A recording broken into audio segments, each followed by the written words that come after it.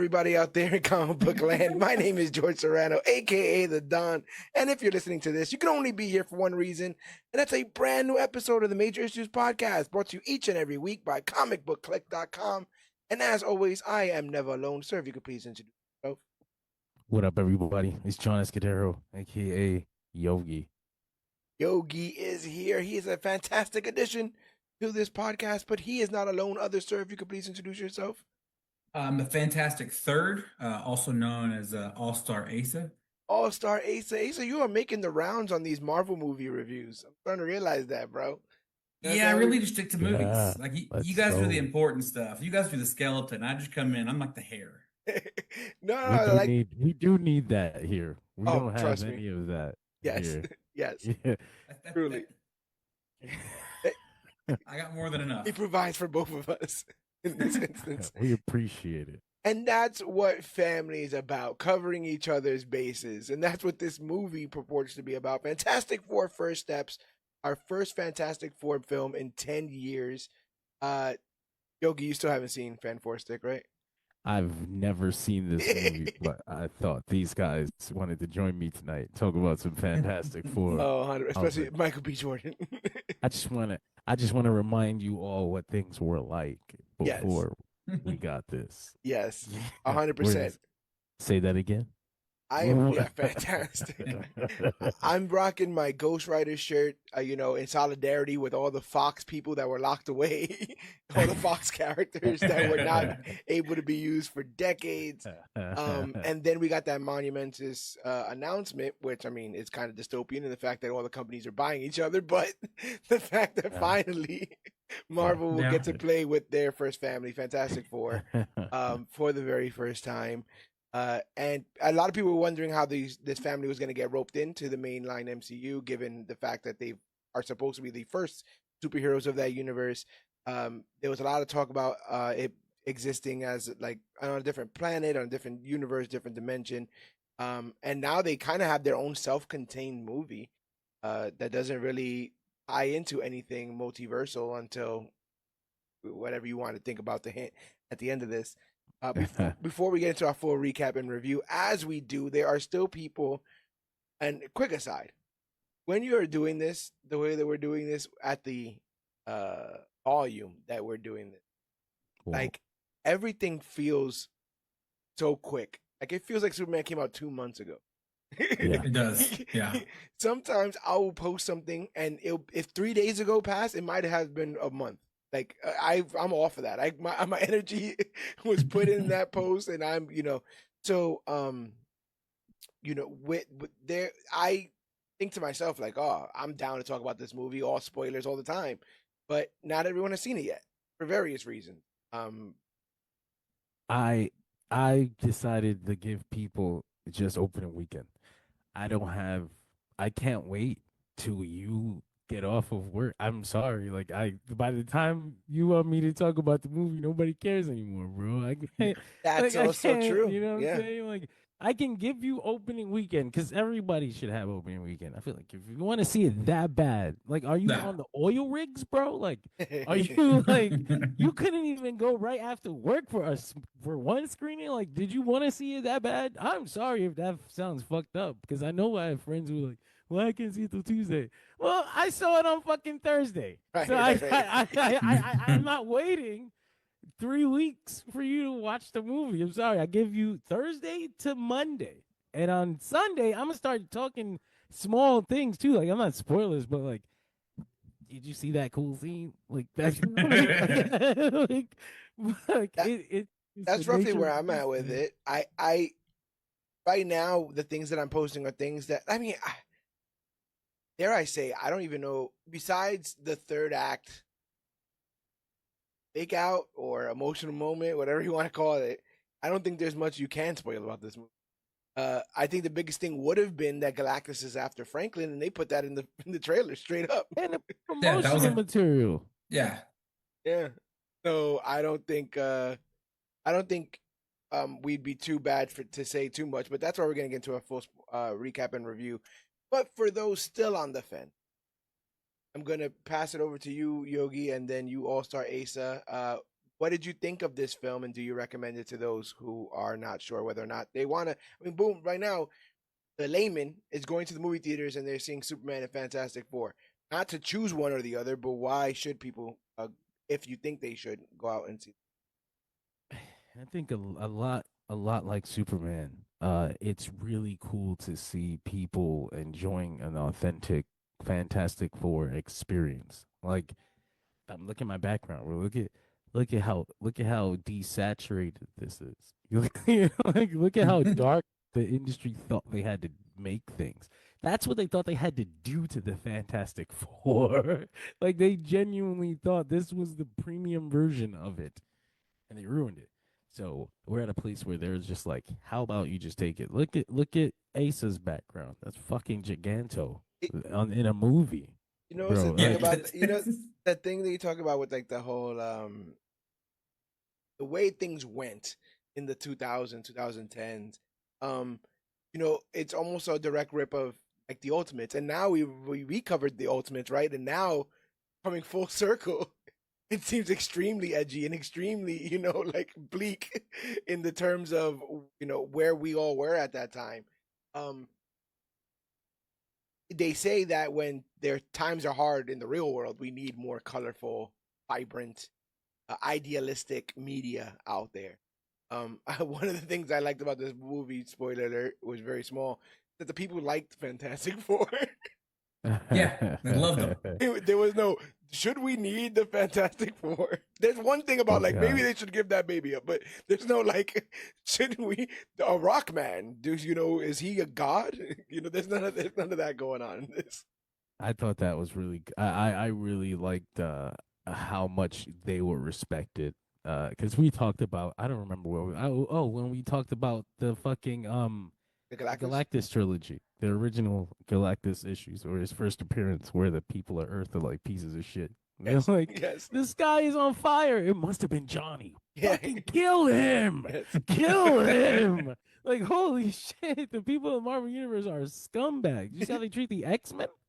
So it was really cool to see this Earth where people just unashamedly love them. There was discourse about how that felt like ubermensch, authoritarian. I saw that. I was like, Jesus what? Christ, all the way on the other side of the fucking spectrum with that, isn't they? Like, jeez. Like I said earlier today, I posted Ebon Moss-Backrack, who plays Ben Grimm. I said that if he had Ben Grimm's powers, he would toss all the fascists into. He has a few fascists that he'll toss into orbit or something like that. I thought that was pretty a vanilla statement, and apparently that's controversial to say now. Is that you would hurt fascists in this country? Everything's controversial. And it's like, what the fuck? He said like perfect idealistic 1960s where everyone not only gets along, but when a human crisis shows up, they all get together as one and trust science. To come together. And that's how you know it's fictional. That's what I'm saying. Like, they saw that and was like, no, that's I can believe the superheroes. I can believe everything. The moment that people are trusting science, where I know it's bullshit. Like, that's the worst part. I think that's we have to get back to hiding our messages. Like, you see how that flew right through the fucking radar. Like, there was a gay couple in this movie, and there was no uproar made about it because nobody paid attention. Nobody made a big deal about it. Like, it just was. Like, it just existed as part of the world. Nobody thought twice about it. There was exactly. What was it? Really? It was two ladies when the Silver Surfer is telling everybody to grab their loved ones, and they grab each other. Yeah. And I was like, oh, that's cute. And so that, again, with the people working together and then making a point to point out, look at how well it worked out when everyone worked together. That flew right by people's heads. They don't even think. As a matter of fact, they've been coming out talking about how not woke this movie is.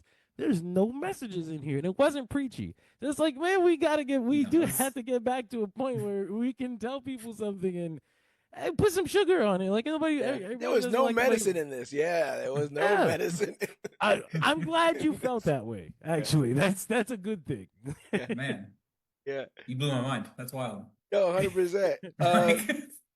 But you were saying in your recommendation? Oh no, it's great. Like this and Superman. Like it felt just like a colorful comic book movie. Like Yeah. it felt good to not have a world that we're not so, and again, much like Superman, like a world we're not so familiar with, where you just kind of stepped in, they give you a real like, hey, quick backstory, here's the movie. And like something about that just feels, I don't know, it just feels right. Like they kind of even hint at the origin at the beginning, Yeah. but they don't go into it at the least bit, like any more than hey, cosmic storm powers, they're now anomalies. All right, there's the origin. I really enjoy that we're kind of skipping the origin, like we did with Spider-Man, like kind of like we're hopefully we stay with Batman, and I just think that as a movie watcher and a comic enjoyer, but I don't deep dive like a lot of you guys do.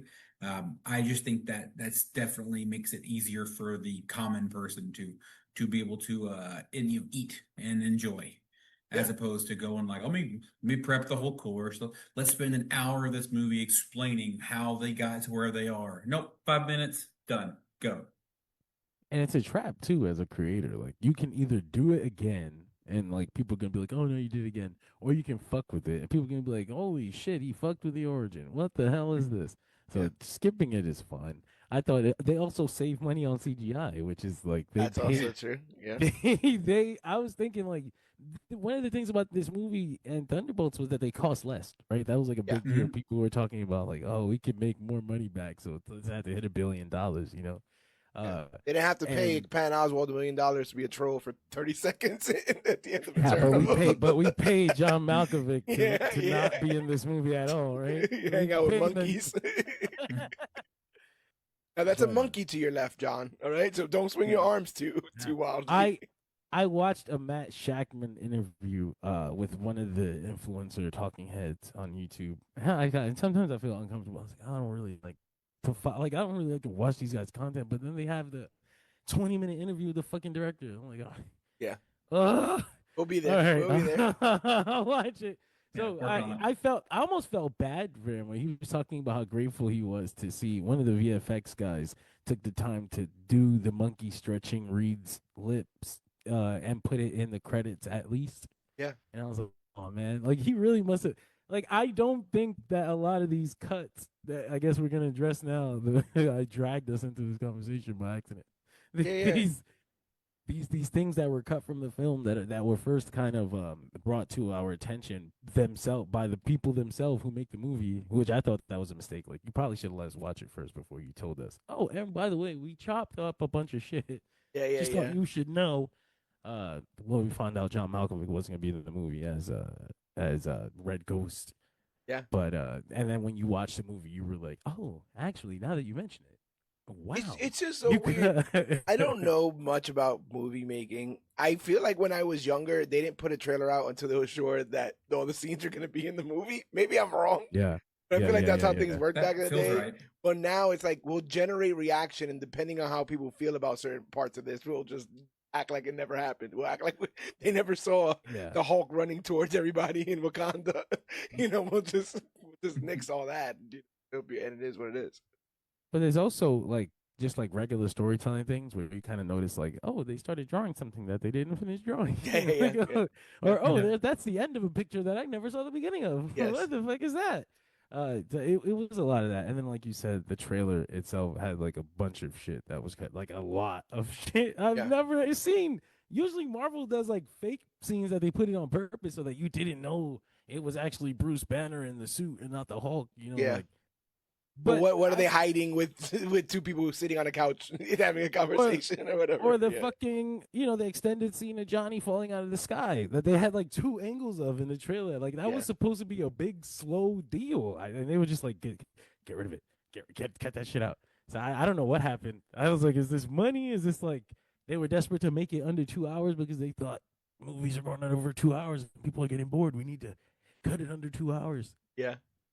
And the thing is, it's got to be hard to make something so concise and not want, like there's almost daily debates about the length of what these movies should be in general. There's a whole crowd that's like, every time you shorten it under 2 hours, you're cutting something worthy of the character progression or the plot, and other people are like, I don't have 3 hours and 5 minutes to watch the Batman every week to get to get. But what's funny is everyone who has done the 3 hours loves the film. So it's like one of those things on time. Are you over 2 hours or under 2 hours? I think I'm over 2 hours, but it has to be meaningful. I've seen some like, oh, we got another 30 minutes here kind of stuff like that. That's never fun. But if you have enough story to tell. I don't think you should take a 2-hour movie and make it a 2.5-hour movie, damn, those perform better kind of things. But if you have a story to tell, to what Asa was talking about, this is also similar in comics, right? Like we were just talking about with Superman last week, where you pull up an issue of a comic and it's like, oh yeah, they got their powers already. Now they got their powers. They fought several villains already. We're like past that part. And sometimes that's literally a paragraph on the first page.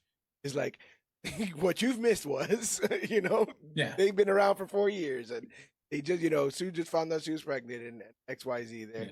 Thing punched up Giganto. Yeah. And, they'll kind of just cut it there. So dropping us in the middle of that, I always wanted the Fantastic Four to feel more lived in. Everything we've seen up to this point has been origin story stuff. And I like that. I like kind of getting past it. And not to, bring another film into this, but it worked in Incredibles. Like I didn't see a Mr. Incredible origin scene or anything else like that. Like they just dropped us in the world, gave us a couple like flashbacks and moments, and then let us fall in love with the universe and its rules. As far as I'm concerned, I think people need to see this. I think this is fun. It's great. The issues people have with it, I don't like truly understand. I usually try to come here and try to play middleman and not make everything such a love fest.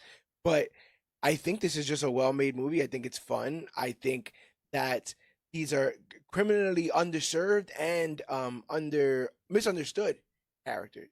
I can say I misunderstood them for years because I don't think that media has been able to capture their nature. I saw you had posted, John, about like the fact that people are figuring out for the first time that these guys are explorers primarily. That's like, a big one. That was a really cool big thing they included too. Yeah, that, like hasn't really been touched on in a lot of the movies. And they're like excited to do it. Like everyone's down to do it. Everyone has their role. It's not like Reed's like, all right, guys, we're all gonna go explore, and they're like, come on, Stretch. Yeah. I want to eat a sandwich. I just bought the pay-per-view. But I did see a little criticism that making them all scientists kind of shaved away a little bit of their personalities. So I saw a lot because old comic book fans that still read comic books are always interesting to me. I respect their opinion because they're like they've been through more. Like I thought I've read a lot. Like I thought I've been reading a lot, but like they know so much more than me, and they sometimes I'm like, I got my favorite version of these characters, and like the movie might have hit on my favorite version of these characters, but they've been reading much longer than me, so I might be like, I might have been served, and like I'm realizing like they didn't get served. There's a lot of that wasn't the thing, and I was I was like, you know what? If you came up reading a lot of Fantastic Four and the thing was that guy, come on, Stretcho. Like, this kind of wasn't him. Like they focused on the one aspect of him being, kind of sad about how he looks, but they didn't give it a lot of attention. They gave like 5 minutes, five minutes at most. And then most of the time he was supporting character, but he wasn't the kind of supporting character that you're used to him being. Yes. He was really different. They almost make it a point to give us different aspects of each one, like you were just saying. Like the whole Johnny thing to me is like, I could totally see Johnny being, kind of an airhead blonde, but also like the smartest airhead blonde in the room, right? Like I could see him. I think you should be able to have kind of both. He's the dumbest on his team of geniuses. Yeah, or maybe even dumbest shouldn't be the word, like impulsive or like the most immature. Yeah, high-headed, literally, right? Like all that stuff. But they're still all geniuses.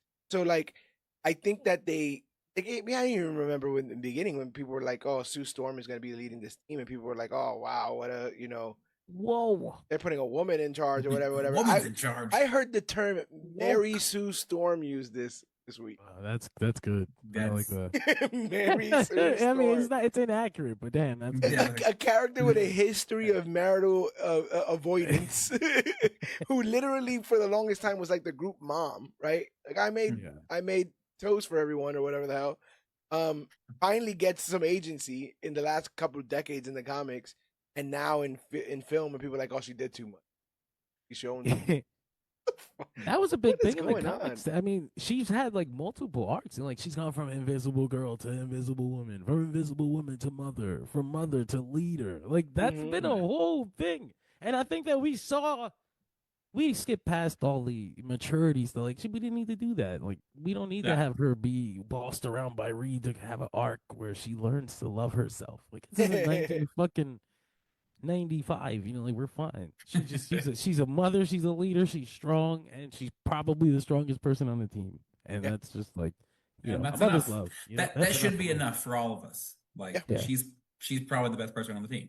Yeah. And so I'm down to talk spoilers. So let's get the homework out of the way.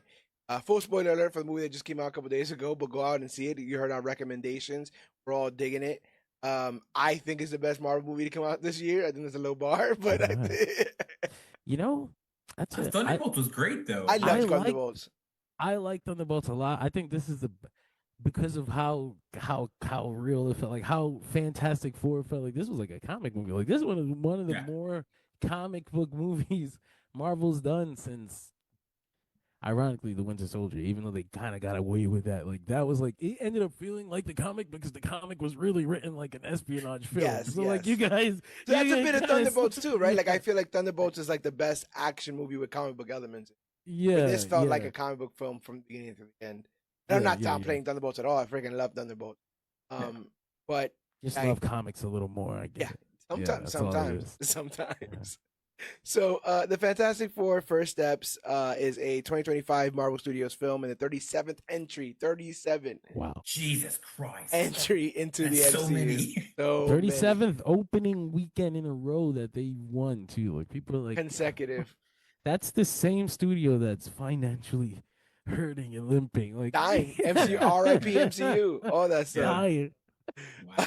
Directed by Matt Shakman, it stars Pedro Pascal, Vanessa Kirby, Ebon Moss-Backrack, and Joseph Quinn as the iconic team. Set in the retro-futuristic 1960s, the story follows the Fantastic Four as they defend Earth from the cosmic threat of Galactus, played by Ralph Ineson. The ensemble cast also includes Julia Garner, Sarah Niles, Matt Gaddis, Natasha Lyonne, and Paul Walter Hauser. Barely. And Paul Walter Hauser. I'm surprised they didn't get like some sort of weird A-list person to do Herbie. That feels like right up their alley, right? I love Matthew Wood because I know him from Star Wars already. Is that who it is, Matthew Wood? Yeah, he's General Grievous. He is the droids. He's also the thing that surprised me is that he is also Star Wars sound designer. Like, when does he have time to be Herbie? And how the fuck? That feels like they maybe had somebody for Herbie and it fell through, and we were like, who do we have in the house? And it happens to be the guys next door pressing buttons and they're like, hey, are you busy? Oh shit, we need a droid. I need you to beep and boop. A droid. Yeah. They even kind of wrote Herbie like a Star Wars droid. The movie, Johnny treats him like the dog. Like, he's like a cat, and he really appreciates it. Herbie loves getting petted. Every time he gets petted, he's like, and he drives away. It's a Star Wars droid. That's what they do to our and the bips and bops that humans recognize, like their owners recognize and talk back or whatever kind of stuff. By the end of the movie, I started to feel like I could understand Herbie, because there was one scene where he gets in like a what the fuck, and I was like, holy shit! I was like, holy shit, Herbie, I got that. A robot having an existential crisis. I don't know how to stop this. There's too much. So our story begins on Earth 828, which I also found out was the birthday of Jack Kirby. August 28th. So that's why they did the outpouring of love to one of the most like underserved creators in Marvel. is also like what kind of puts this over for me in a lot of ways. Yeah. This property was so much his. The look of this was so much his, and dare I say, the success of it was a lot his. And for such a long time, for various reasons, they kept his contributions kind of in the closet. They'll be like kind of like a throwaway, sort of, hey, thanks, Jack Kirby. But like doing the Yancey Street dedication that they did in real life in New York, and then the homages here and ending it with his words like that. This was something that like I liked Thunderbolts. I needed Fantastic Four. Like this had to hit these chords in this order for it to work.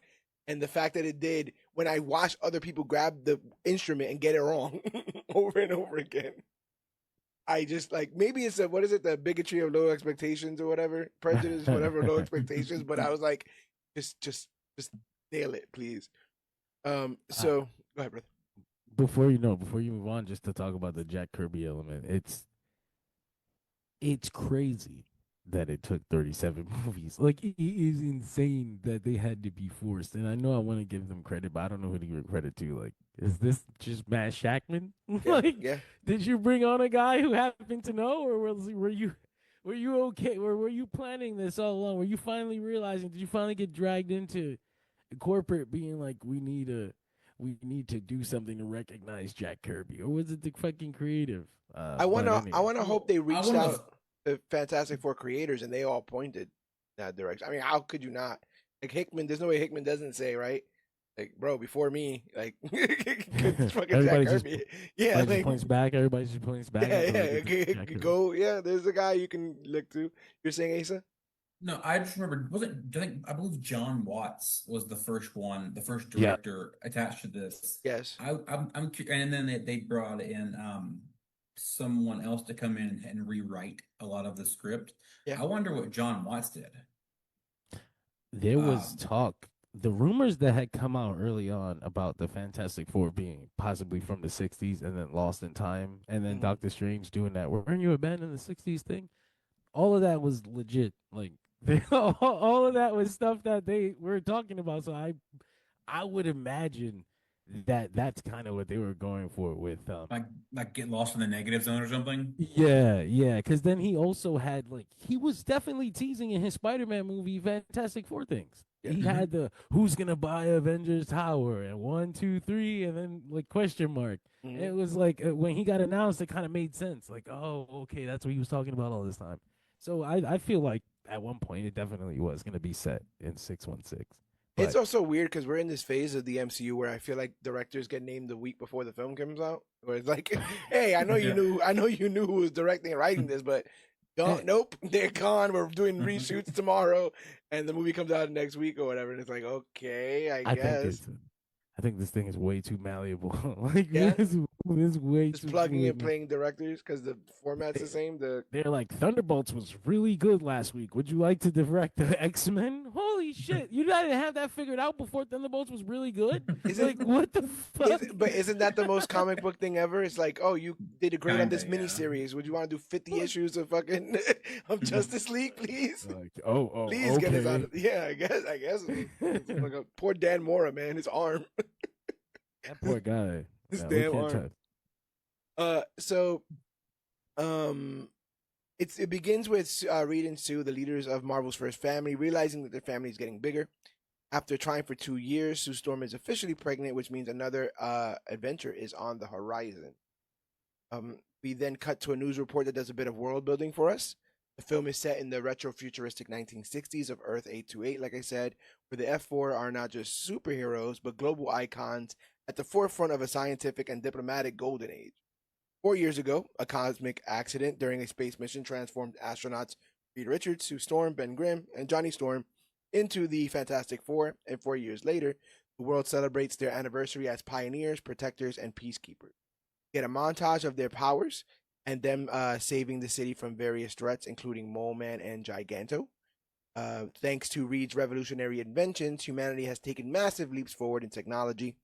Meanwhile, Sue's leadership of the Future Foundation has ushered in unprecedented global unity and disarmament.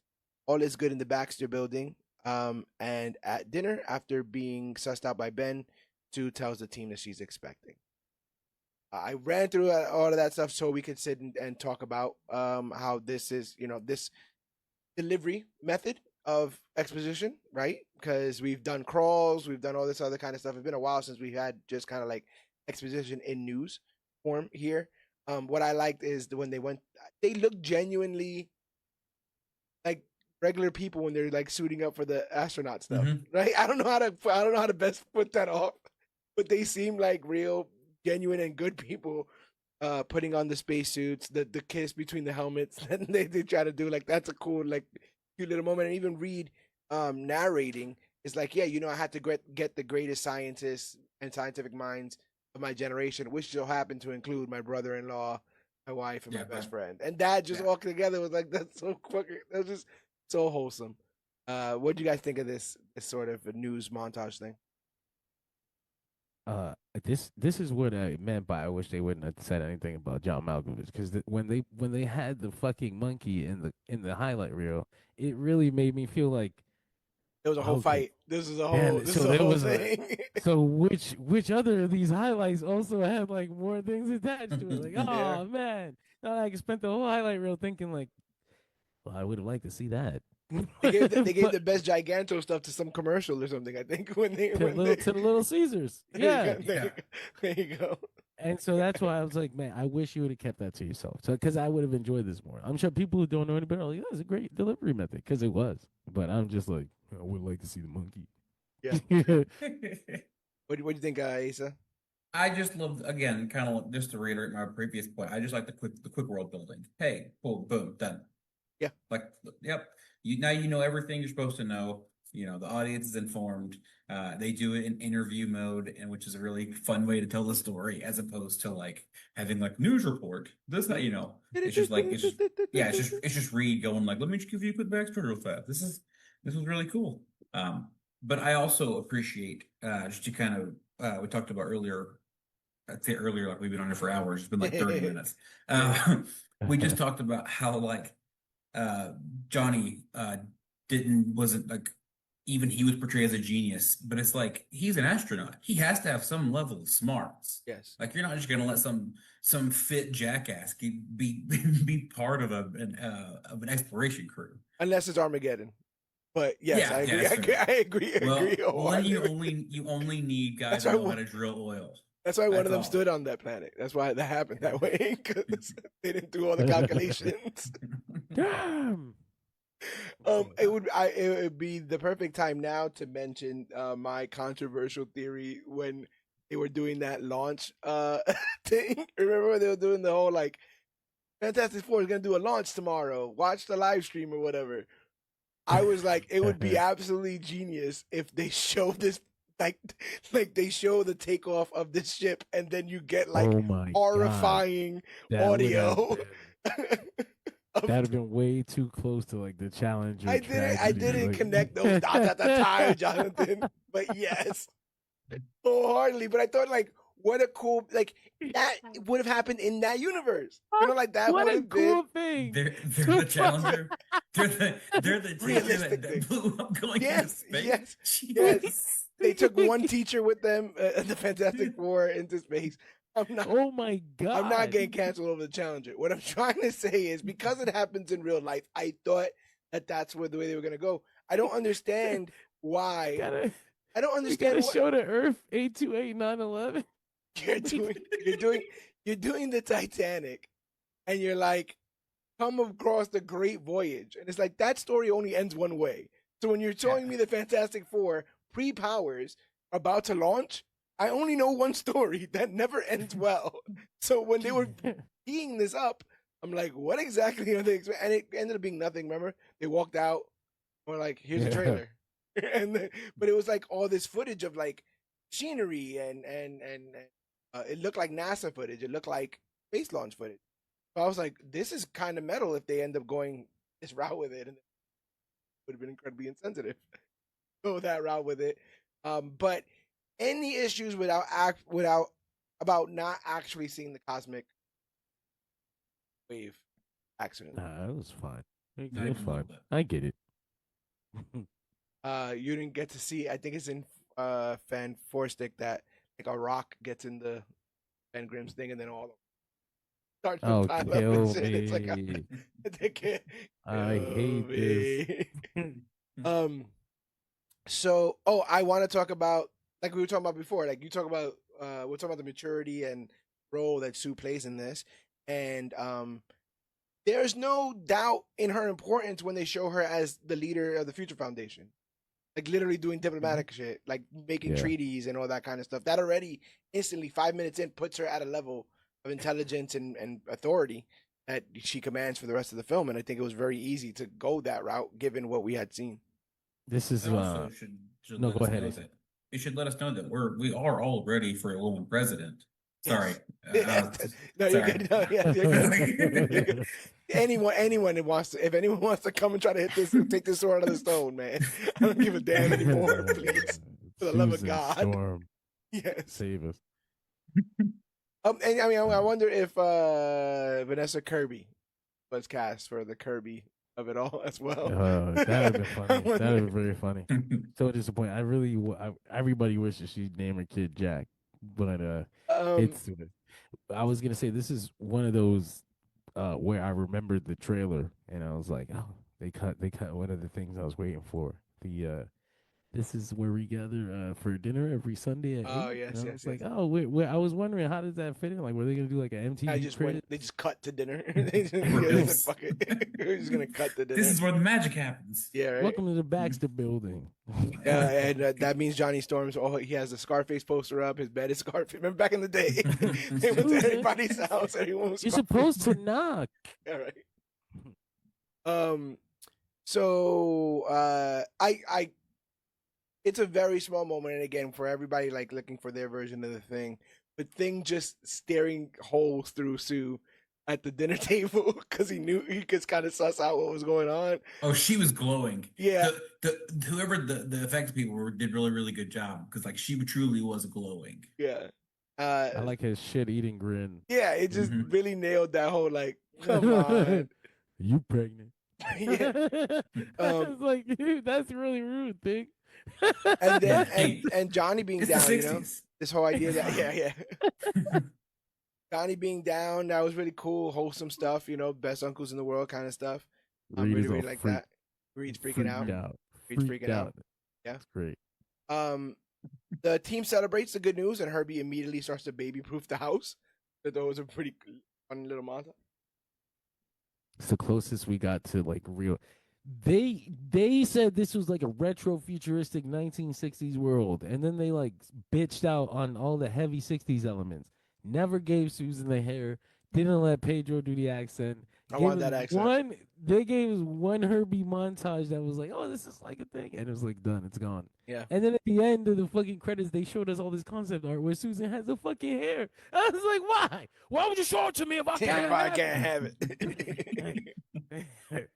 Yeah, I mean, and even then, like the baby proofing in the grand scheme in the second term around is like, you know, they do a lot of it, but also like you wonder why this and not the Red Ghost stuff. You know, like you know, like there's obviously an even. I understood that because they want to really emphasize on the baby stuff and like because then he baby proofs the city too, and it's like, oh, look at him overreacting. That's so cute. Yeah. But. Yeah, I thought that. I noticed on the second watch, like, oh, look, that's really, really 1960s. Like, oh, we didn't really get much of that, did we? Like, oh, shit. The editing and everything. Mm-hmm. So Reed creates a machine he hopes will tell him if any of his now altered DNA has been transmitted to his unborn child. Johnny walks into his lab, and Reed shows him a prototype bridge teleportation device he's been working on, transport organic matter from one place to another. But a test cuts the lights to the building. So Johnny ends up cutting the breakers back on and listens to an anonymous recording from space in an unknown alien language. I really like the effects of Johnny on fire in the dark. That was really cool. Yeah. They did it a couple times throughout the movie, and it was a really cool. Yeah, just the not with practical effects, but just the way they did the CGI was great. Yeah. I did not watch the season of Stranger Things that this man was in, nor have I seen a Quiet Place 2, A Quieter Place, Stay Quiet. I forget. I think it's the prequel. The prequel, The Quietest Place. A Silent Place. Soon to be quiet. No, Hold your applause or something like that. Quiet as a mouse. Quiet as a. There you go. But I think he's good here. I know there was a lot to be said early on when people were like, when he came out, and was like, I'm not going to be the womanizing, blah, blah, blah, blah. Sometimes some of these people just don't need to talk. Yeah, we just gotta stop. We just gotta stop doing interviews. Like the friends, you want to do promotional stuff? Put out a fucking clip. I mean, you've seen the interviews. It's like we're gonna show you several MCU baddies, and you gotta tell me which one is Zaddy. And Vanessa Kirby's like, I'm pregnant. I'm really pregnant. Like, this is terrible. We let the wrong people in the building. That's what it is. They let all the wrong people in the building. There was a guy that let them do their whole interview, and then he was like, "Oh, I got all these questions from like ChatGPT." Oh yeah, I saw that. Shit. And he was like, "Oh, why does it lie?" You don't even respect these people's time. Like why are these influencers here talking about, people are respecting your fierce face, your cunty face. Yeah. Now Pedro's got to explain what cunty face means. Pedro Pascal, the Hollywood A-list actor, has to explain now to his co-star what cunty face means. Do you wanna talk Anxiety Gate or no? Oh, you might as well, since we're here, since we're at the gate. We're at the gate. We are at the gate. Quite literally.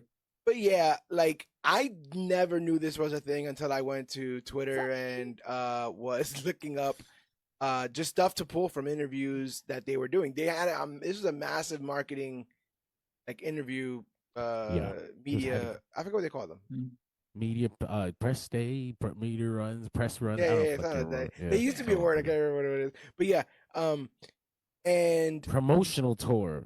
Yeah, and everyone is saying that like, oh my God, look at Pedro Pascal's like all over his co-stars and X, Y, and Z, and I don't know. It doesn't ever look to me like the people are uncomfortable. That's never a thing of consent, but they would know each other and their relationships more than I would, the person watching a TikTok, a minute and 30-second TikTok. So I'm going to assume in that regard that the consenting adults are in charge and have spoken this out. The sort of secondhand outrage, the secondhand, like, you're not offended, but I'm offended for you. Shit, it's very strange. It's the worst. It's the worst. It's so performative. It's so performative. It is. It started as a funny meme. That sometimes what happens is like it's funny. Like they once said, Pedro Pascal gets anxiety, so he needs feeling, and I don't remember where that came from. I don't know if that was like an interview and it didn't really matter because it was just funny. Like anytime you see it, like shit posting groups and group chats, and we laugh like, look, he's got anxiety. And in reality, this is the same guy who. Did you watch the cunty face clip? Because I'm not sure that he's climbing up the same tree that you think he's climbing. You know what I'm saying? I don't know. Right. Like he's not publicly said anything, and I don't want to make any accusations or whatever. I'm just saying, if usually as a human brain, our human brains, we like to look for patterns, and when you see patterns, you make conclusions. And I'm seeing some patterns that are making me make very different conclusions than Pedro's not threatening these women. I don't think that they feel threatened around him for a reason. Like they're fine. They're very safe around Pedro Pascal. I promise you that.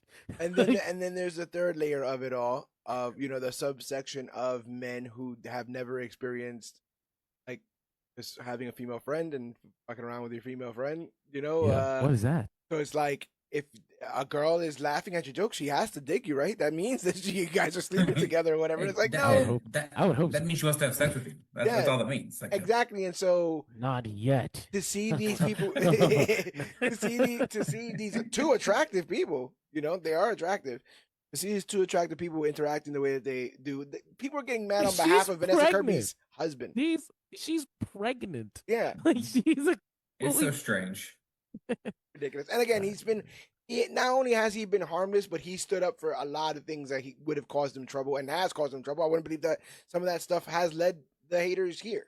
You know, the more stuff that he was doing with his trans sister, the more that this stuff was coming out. So it's like I would wager, I would say as low as 70% of those people see him defending trans people and go, I hate him now. Everything he does is going to be under a, you know, I'm going to go through with a fine tooth comb under a microscope, everything he does. And then so it's like, oh, he has anxiety. Oh, he just touches women. And it's just like, nah, man, like him and Oscar Isaac are like, they're bros. Oh, that was one of the funniest things. Did you see that post I put up? I did. Regarding it. And then somebody was like, give me one example of him doing this with a male co-star. I was like, bam, bam, bam, bam, bam, bam. And then you got to edit. You know, I can admit when I'm wrong. I didn't see that. I love that. I actually love that. I love that because people really run to say like, yeah, so show me what he did it with men, and it was like, well, actually, he probably does it more with men. That's great. No, I love Pedro Pascal, but people also feel like he's in too many films, and I was like, I don't know if I don't know if it does. Like, doesn't Hollywood just work that way? Like, people go in cycles. Yeah, like Chris Pratt from 2012 to 2017 was in everything. I think it only matters if you're is everyone watching everything? Like, today, in a content world, the people that are having these conversations are watching everything just so they have something to talk about. Right, but then that ultimately means something to bitch about, right? Because it's like I watched Pedro Pascal's filmography, and he's in all of it. I didn't know he was in. What the fuck? I didn't know he was in the Once Upon a Time in Hollywood. Fucking new thing, the new That did make me laugh because I was like, holy shit, he really is in everything. Like, I didn't know what do you mean he's on the set? I didn't know he was in this movie. Do you guys remember that show Burn Notice that ran in like 2012? Yeah. There was a spin-off movie with Bruce Campbell featuring his character, and Pedro Pascal was the villain. And like it was really bad, but it was so good. He's been working hard doing smaller roles for like decades, and he's finally got his time. I've got no problem with it. I miss him on The Mandalorian. Like, I miss The Mandalorian. We're gonna get a movie. I miss The Mandalorian, but I miss like season 1 vibes of The Mandalorian. But that's a whole other conversation. I'm not having this conversation. You're all full. Let's finish Fantastic Four, then we'll do Mandalorian. Well, I was gonna lead this because I think that Yogi is can be a bit critical with Fantastic Four because they mean a lot to him. So I was gonna move the Pascal gay talk to whether or not he's a good read. Oh, that's a good question. I like the way Reed was written, and I think that really made it work. Yeah, I don't know if Pedro Pascal felt like Reed, like straight up, like that's Reed Richards. but it was written like Reed Richards, so I mean that's just my Chilean Reed Richards. Yeah, this one's from Chile. What do you say? It doesn't matter. It's the multiverse. There's many different Reeds. What I like is they didn't necessarily do like wet blanket Reed, right? Like they didn't do like goody two shoes. I think sometimes you need some of that. Like some of the Reed is a little bit of a wet blanket. He's a little bit of a dry chalkboard sometimes. There's no like that just happened with Reed Richards, right? Like there's no like the jokes are not. Oh no, he's not. Him. Especially like how they played him here. He's a little bit more like a little neurotic, like straight up. Like, and I was like, oh, I like that they didn't dance around that. Like you're kind of wondering if they're trying to hit hammer onto something, and then he like straight up tells. Frank, straight. Hey, like, by the way, bro, nobody else knows this. Nobody else knows this shit, bro. I've been keeping it down, but like, shit, bro, I am struggling, and I'm hoping you don't get none of this shit because, goddamn, bro, every day. Nah. So, I wish they had just like that though. Yeah, like right? not. God damn, I'm struggling. You don't know. Asa, what do you think about Reed, and what do you think about Dad Reed? I thought. Anecdotally, before I became a dad, I always was kind of standoffish and I was kind of cold and I would say a lot more analytical. And then after having kids, it opened up a much more softer, much more emotional side of me than I ever thought I was capable of. Yeah. And then so I get. Again, I'm not. Also, real quick, I'm not as smart as Reed Richards. I'm not. Never pretend I'm one of that. But Cut I yourself just, short. yeah. You're putting me too high though. That's no. So I really appreciated seeing him like kind of go from like I wouldn't even say he didn't feel like a cold analytical Reed in this. He kind of just felt like super smart guy in this. But then when they kind of touch into I have to think about all the bad shit because that's how I stop the bad shit. Like I have to focus on the bad shit because then I can stop it, and then the bad shit doesn't happen to my people, and I'm and then so like I really appreciated that, like that level of him. I feel like we're not gonna get like Illuminati Reed, which I can appreciate, especially right now, and then not John Krasinski Illuminati, like actual Illuminati Reed. Yeah. I would say don't trust him. As far as I don't think you should trust any version of Reed Richards that far. Like there is gonna be a point where something like that will be logical to him because logic is gonna overcome everything, and that's kind of like his flaw sometimes. Just like I do think like this Avengers Doomsday is gonna be some of that. But we'll see. We'll talk about that. What do you later guys on. think of the mustache? I'm fine care with it. about the Yeah. mustache. That's all I can grow, so I'm for it. I don't care. I mean, he's got the most important thing to me was the gray sides, and Silver he's wings. got that. And as like, if they weren't even gonna let him play it off like the Mid-Atlantic accent, you might as well leave him with the fucking mustache. Yeah. Like, Yeah. why not? And he's also hilariously said he doesn't want to shave it anymore after Wonder Woman 84 because he said he looked terrible. Gotta learn some lessons. Understandable. I wouldn't want to shave my beard if I didn't have to. Or for Wonder Woman 84. But especially for Wonder Woman 84. So Reed tells Sue about his fears of passing on their altered genes, and she uses her powers to show the baby is healthy and doesn't show any signs that anything is wrong. I thought this was really a touching scene because Reed is talking about, again, and this is like a microcosm of what will eventually be a running theme between these two, which is that like he's looking at things in a very analytical way. He's created this machine that isn't quite working right to get him to see the healthy viability of his child. And Sue's like, here, like just look, like look and feel and vibe, which are things that Reed doesn't have in his calculations. Those things are amorphous. Those variables are constantly changing. So I like that. Yeah, he's stressed, and she just like grounds him back with just reality, with just the reality of the situation. And I think that us as humans in general are incredibly preventative. We like to think ahead and try to come up with solutions to problems that we've not only faced before, but that we feel like we're going to face in the future. And the burden of that is very clear on Reed. And I just went back to reading some of the Hickman run, and that literally starts with him trying to solve everything. I think the first volume is called Solve Everything. And it's because he believes with great power is great responsibility. He was burdened with this intelligence, and thus if things go wrong in the universe, in a universe where you could prevent it, it has to be the smartest man in the universe. And you're just seeing he's like even with all his intelligence, he's in over his own head, even with this baby stuff. I thought it was a cool reflection of that character. I always love that trope where it's like this ultra cool, ultra collected character that we've known for a long time has been thrown with this chaos that is parenthood. There's nothing. It doesn't matter if you're literally Superman. Parenthood is you can't defeat it. It's always gonna get you. It's always gonna put you in a corner somehow. It's so exhausting. It's so unique. It's so unique, right? It's so different for every parent, for every living situation. And so the math is not always gonna math. And then you get like this really kind of sweet moment. I actually think that Ben Grimm and the Thing is probably the person that they could have used more on in this. Oh gosh, he got it the worst. They cut everything that made him interesting. But like he had a girlfriend, maybe, possibly. She was in there for 2 minutes. Yeah. He had a relationship with Sue. We never saw it. He had a fucking. At least they had this window scene with Reed where he fucking calms Reed down, and it's like, relax, bro. Chill out. Only one of us is a rock. I was like, man.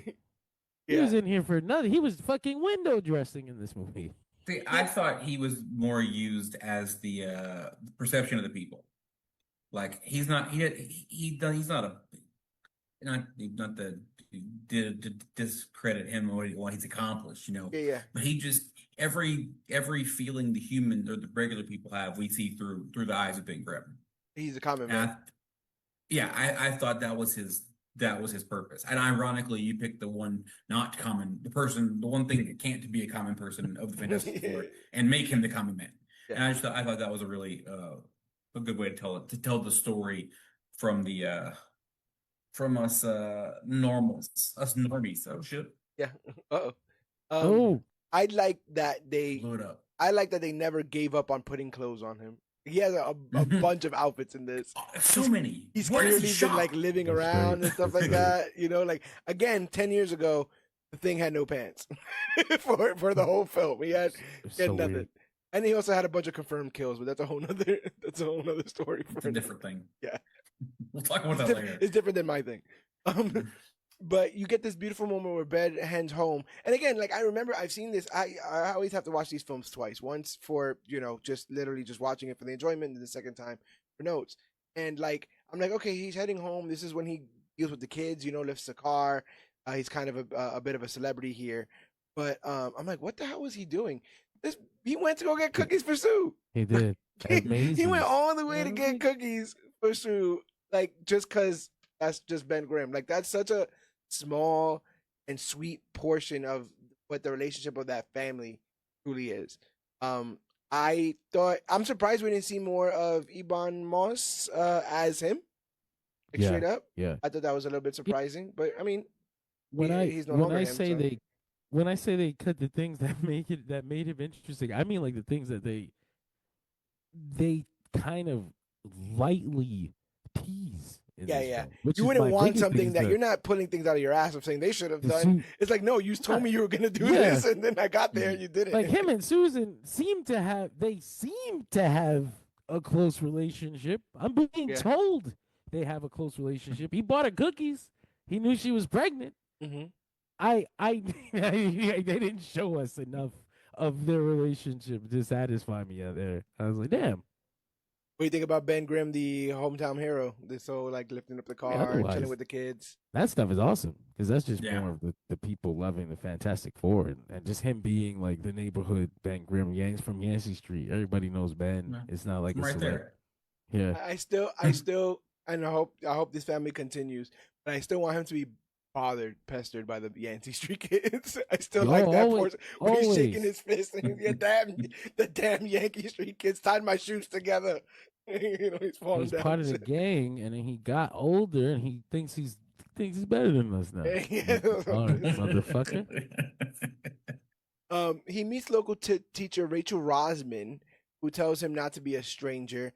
Yogi did some research and it alludes to the fact that Rachel Rosman was possibly stand-in for Jack Kirby's actual wife, because Jack has always kind of seen himself as the Thing, like almost a self-insert character there, even sharing his Judaism, which obviously religion was very important to him. Sweet moment, but again, like you said, like where does it go, kind of stuff. Yeah, this movie goes off in a clip. Like once it starts to move, and it had test screenings, so I wonder if people there was a lot of like stop having those. But there was a lot of concern and stuff like that. And again, like people are so bad faith now in general. I don't know how you even test. Those are the people that said cut the squirrel from the Superman movie. Stop having these test screenings. Yeah, be bold. or at least stop fucking going by them. Just like, oh, that's an opinion. We'll hold on to that. It's so weird that Hollywood has lost all confidence to the point that they're like, I think we finally put a good movie out. We'll let a group of you guys see it on Friday if you guys say nice things about it, and then come. I don't think like, what's going on? I don't think they ever had. I don't know that they've had, at least in the last like 30 years, like maybe in the beginning of movies, but like in the 90s, like they were like, it's numbers, baby. We're testing everything, and everything is corporate committee and corporate. And it's like now where people are a little more educated on things, and bigger studios like A24 and Neon are like showing you what it could look like if a studio puts trust in a creative instead of numbers and focus groups. And then you start looking back at the stuff that you were used to, and you're like, wait a minute. Not to Tastes a mention little, that plastic. A24 movie would then be sequelized because Yeah. because it worked one time, so now we gotta put it on the conveyor belt, and we need 5 others exactly like it, which then drains it from its stuff. I don't mind that because like we're introducing new things, at least like we're introducing new things to become franchises. Like we're not on number 64. Like this is okay. We got another one of this fucking stupid doll movie that didn't work out. I don't know how many hotel transfers. But but look, the first one. That's it. Just stop. Ben gets home in time for dinner. I just wanted to mention the little part of like, there's a very little moment where he gets frustrated with the smart house. He's like calling Alexa. Fantastic table down. So that was kind of funny that they have a smart house that would make a bunch of sense there. There was a small, cool, really cool moment here with the cookies where Ben is putting the cookies on the plate and they like make an effort to show you his giant rock hand and how delicately he can pick these cookies and put them on the plate. And then he could have just gave her the bag. The fact that he cared to put them on the damn plate in the first place and all of that stuff. Yeah. But then 2 seconds later, you can see Johnny's annoying him with the fucking toy, this Human Torch toy. He can take it and turn it into fucking dust. Like, actual literal dust. That same hand that could delicately carry that cookie and put it on a plate, it could literally turn something to dust if you, it was really cool. Like, it was like a small character moment. Like, and it just instantly gives us his level of restraint. Yeah. You know, it goes back to the whole, like, Superman, the whole world is made out of, construction paper kind of stuff. So, yeah, it's also got to be it has to be incredibly rough, being so physically indestructible, and then having to be like emotionally vulnerable, if that makes sense, to kind of ease people because they see you're a big rock monster, so you almost have to be double human. You have to be double human to get people to respect you and treat you like one. I love the shot of the falling debris through the orbit. As they're set down there. That is apocalypse level. Like, oh my God, what is going on? And at the time, Rita's like, yeah, I've baby-proofed this. They've got the cops looking for a guy over there. I got the cops looking for a guy over there. I got 47. I got this whole thing locked down. And then, boom, the debris. But what I love about it is, like, they just, like, turn to Johnny. They're like, Johnny? And he's like, all right. Flame on and goes right for the surfer. That happens in every iteration of this story, which I think is funny and cool. They keep it that way, that because he has the ability to, he's the first one on the scene. So we get a shimmering silver-skinned alien descending from the stars. Identifying herself as the Herald of Galactus, she informs Earth's defenders that their planet has been marked for consumption. As a Silver Surfer, her role is to scout viable worlds for Galactus, a cosmic being who devours entire planets to satiate a hunger he can no longer control. The public looks to the Fantastic Four for answers, and Johnny, refusing to let her go, chases after the Surfer, even leaving Earth's orbit. She says something to him in her language, and he falls back to. I want to think that she was aura farming, going to Times Square. She could have went anywhere. Went into Bensonhurst and be like, I am the, I'm bringing. He's like, oh shit, TV. Like New York. It's like, Shada Ball, Julia Garner. Anything you guys want to say about either the scene or her portrayal in general as the Silver Surfer? I thought she was everything that the other Silver Surfer was, which was like, oh, so then the only reason that she's a girl so that we can do the Johnny connection. Like, I see. Yeah. I see. I mean, no real problem with that. And it's an alternate Earth, and they made an effort to say that. So like, if when they end up with the Avengers and the X-Men, you can always revisit that a different way. Though I don't think that they will. I think they have a certain loyalty to at least the people that they pay. Like, it kind of feels like shit that we hired this lady to be Silver Surfer, and then immediately the next time be Silver Surfer. Yeah. Like, oh, it's Norrin Radd. Like, that's not happening. Even though I know that's the kind of cope that people have still. I'm getting a little bit ahead of myself, but I'm surprised there was like not even a mention to NORAD. I thought they were gonna be like, oh, you left your lover and Yeah, whatever. I thought that as I well. was like, Yeah, whoa, that was a little much. I was like, okay, Like, damn. you didn't have to erase him. So yeah, I dug the effects. It ever looked janky to me, like just her appearance. I never Is she? Can you when you touch her? Is she soft? I feel like it's an Alex Mack liquid water thing, but I'm not sure. Yeah, but like, is the surfboard part of her body? That's well, we know that isn't, because that's funny. That's funny as hell. He just wanted to know because like I touched it. You know, like I don't want her to be mad at me because I touched her body without her permission. So is that board part of her body or not? But and sent Johnny Storm. I was just wondering if she was like soft or metal. Yeah. Like, is she cold? Yeah, cold. Or like warm. Like a molten metal. Yeah.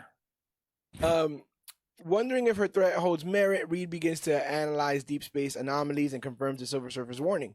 Entire solar systems have vanished, leaving to no survivors. I was wondering if there was any Easter eggs in any of this. I didn't watch any videos about whether these Earths were of any significance. No, not the Earths. They weren't really big Easter eggs. Okay. Yeah, they were. I watched a lot of Easter egg videos. Okay. There's some really good ones. Yeah. Johnny tells the crew the surfer said something, and it sounds exactly like the recordings he heard from space. I love them giving him shit about this because he can't articulate exactly what he wants to say. He's smart. He's on the right path, but they just teasing him. Yeah. You had a moment.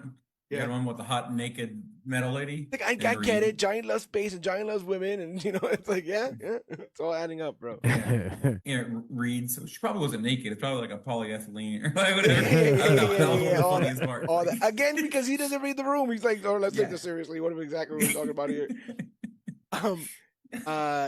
But I like that they're like, he's like, we're gonna go ahead and confront the Surfer and Galactus. Screw that. Instead of waiting for them to come here, we're just gonna go out over there. We're gonna pick up the signal and stuff. But there's this quiet moment where he reintroduces the spacesuits. He builds the new spacesuits that Johnny was talking about earlier in the film. That's the first time that my mind clicked. Again, these guys are explorers, but they haven't done any exploring since the accident. Like no big outer space stuff. Johnny goes so far as to say that the designs for the new suit were left covered in dust, which, like, my headcanon is he just basically, he built the first spacesuits that ultimately, in his mind, failed, which then caused, like, whatever your perception of what happened to his family, but at least specifically has tortured his best friend, Ben Grimm. Yeah, Grimm, yeah. And, like, when he shows off these new suits to Ben, he immediately is like, trust me, whatever. And then Ben's like, you couldn't have known. He's like, well, I should have known. Like, that guilt is still with him. And I think that's important for that character and their relationship. There's a lot to be said in the history of Fantastic Four where things like, and you never cared that I'm a rock person. Like, you just gave up on the whole, like, whatever. But Reed has to have in the back of his mind constant grief and just guilt over what happened, even though I don't know if it's more so his fault in this iteration of it, but for the most part, it's never really his fault. But the fact that he's because he's this smart that it's his burden to get this right. Again, just the constant pressure on that character, I think, is an excellent motivator for Reed in this. I mean, it's not his fault. Like, he didn't do it, but it's kind of like a plan B. I always, there's this one aspect of the Fantastic Four that even this film didn't touch, and it's the fact that, like, the only reason he even put the group together was that so that thing wouldn't feel like a freak. Like, if all of us are famous for our abilities, then you won't stand out. Yeah, that's like, I was like, that's a pretty big thing that we never really we never even hint at. Yeah, they don't actually go into why they're public, why they serve the people. Yeah, but that's part of that's part of skipping the origin. The problem with having seen it twice already is that they did it fucked up twice. No, that's kind of like the Dark Phoenix thing. Like, damn, I really wish they would have got that right once. Yeah, we've done it twice now, and I don't think they're gonna do it again. Yeah. In an effort to reason with this force before it reaches Earth, the Fantastic Four track the surfer's energy trail through a faster than light craft. They arrive at a distant world, but it's too late. The planet is obliterated before their eyes, and the Fantastic Four are captured aboard Galactus's immense ship, the Tal 2, via tractor. What Taltua. a what a like I don't know what masterful, terrifying. The design of this ship. Obviously taking a lot of inspiration from Jack Kirby's original, very sci-fi designs of Galactus and his ship. Even to the point of like getting hooked up to the chair, like just chilling in the chair and getting like eating your meal, eating your TV dinner at the chair. But I'm gonna gush about this as long as I can, but it's just like the sheer scope. Everything about this, everything from this moment on felt right. And 20 years ago, George would have flipped the fuck out seeing this shit in theaters the way that he did. Seeing the sheer scope, I watched it again and still like try to get screenshots and stuff of just like how little they were in comparison to him. And Ralph Ennison was doing an interview and he was like, I was watching this thing and I'm like, when do I show up? When do I get into frame? And he's like, that's all my shoulder. That whole thing we just fucking glanced past. It's just a bit of me. That's all me. And just his head getting lost in the clouds because it's so big. And when he decides to stand up and like lean forward on them and how dangerous and menacing all that kind of stuff is. Yeah. Again, with this very alien, very cold, very almost malicious looking ship. It looks like a blender, tearing through space. But I will pass it over to you, John. How did you feel about this introduction to the MCU Galactus? Yeah, this was anytime Galactus was on screen, it was like nothing is wrong and life is good and everything is perfect. Like this is incredible. You mentioned already all the Jack Kirby influence. I think it's so deep that you even like the designs on the walls were like fucking Jack Kirby as like zigzags and circles and fucking. I was like, wow, this is real. This is real. You guys have done it. You fucking done it. And then obviously, like you said, the scale. They mentioned that they used miniatures for Galactus and practical suits, and so that's always awesome. I love Godzilla movies. Cool. I love that technology. I think that always works better than all the digital shit that you do. Like there's certain small things that you just can't capture digitally yet, and I'm sure that they will soon because that's what we do. We digitize everything now so that we can lose it all when we fucking have no electricity. but it's like stop, like Galactus taking steps or moving and things moving with him or things shaking the tailwind from his steps. Things that don't actually happen that you don't think about when you're animating that happen in real life. I love that. That's the best. What'd you think, Asa? Galactus. I just like that every scene he was in made me. It's hard to breathe. Like it was such every moment. It was just such an intensity. Like there's a point in this. I saw it. The first time I saw it was with my oldest son, who was 12. The second time I saw it by myself. There was a point right after the scene where no, sorry, it's after the next scene. It's right before Galactus arrives to Earth. And my son just looks at me and he goes, "This movie is stressing me out."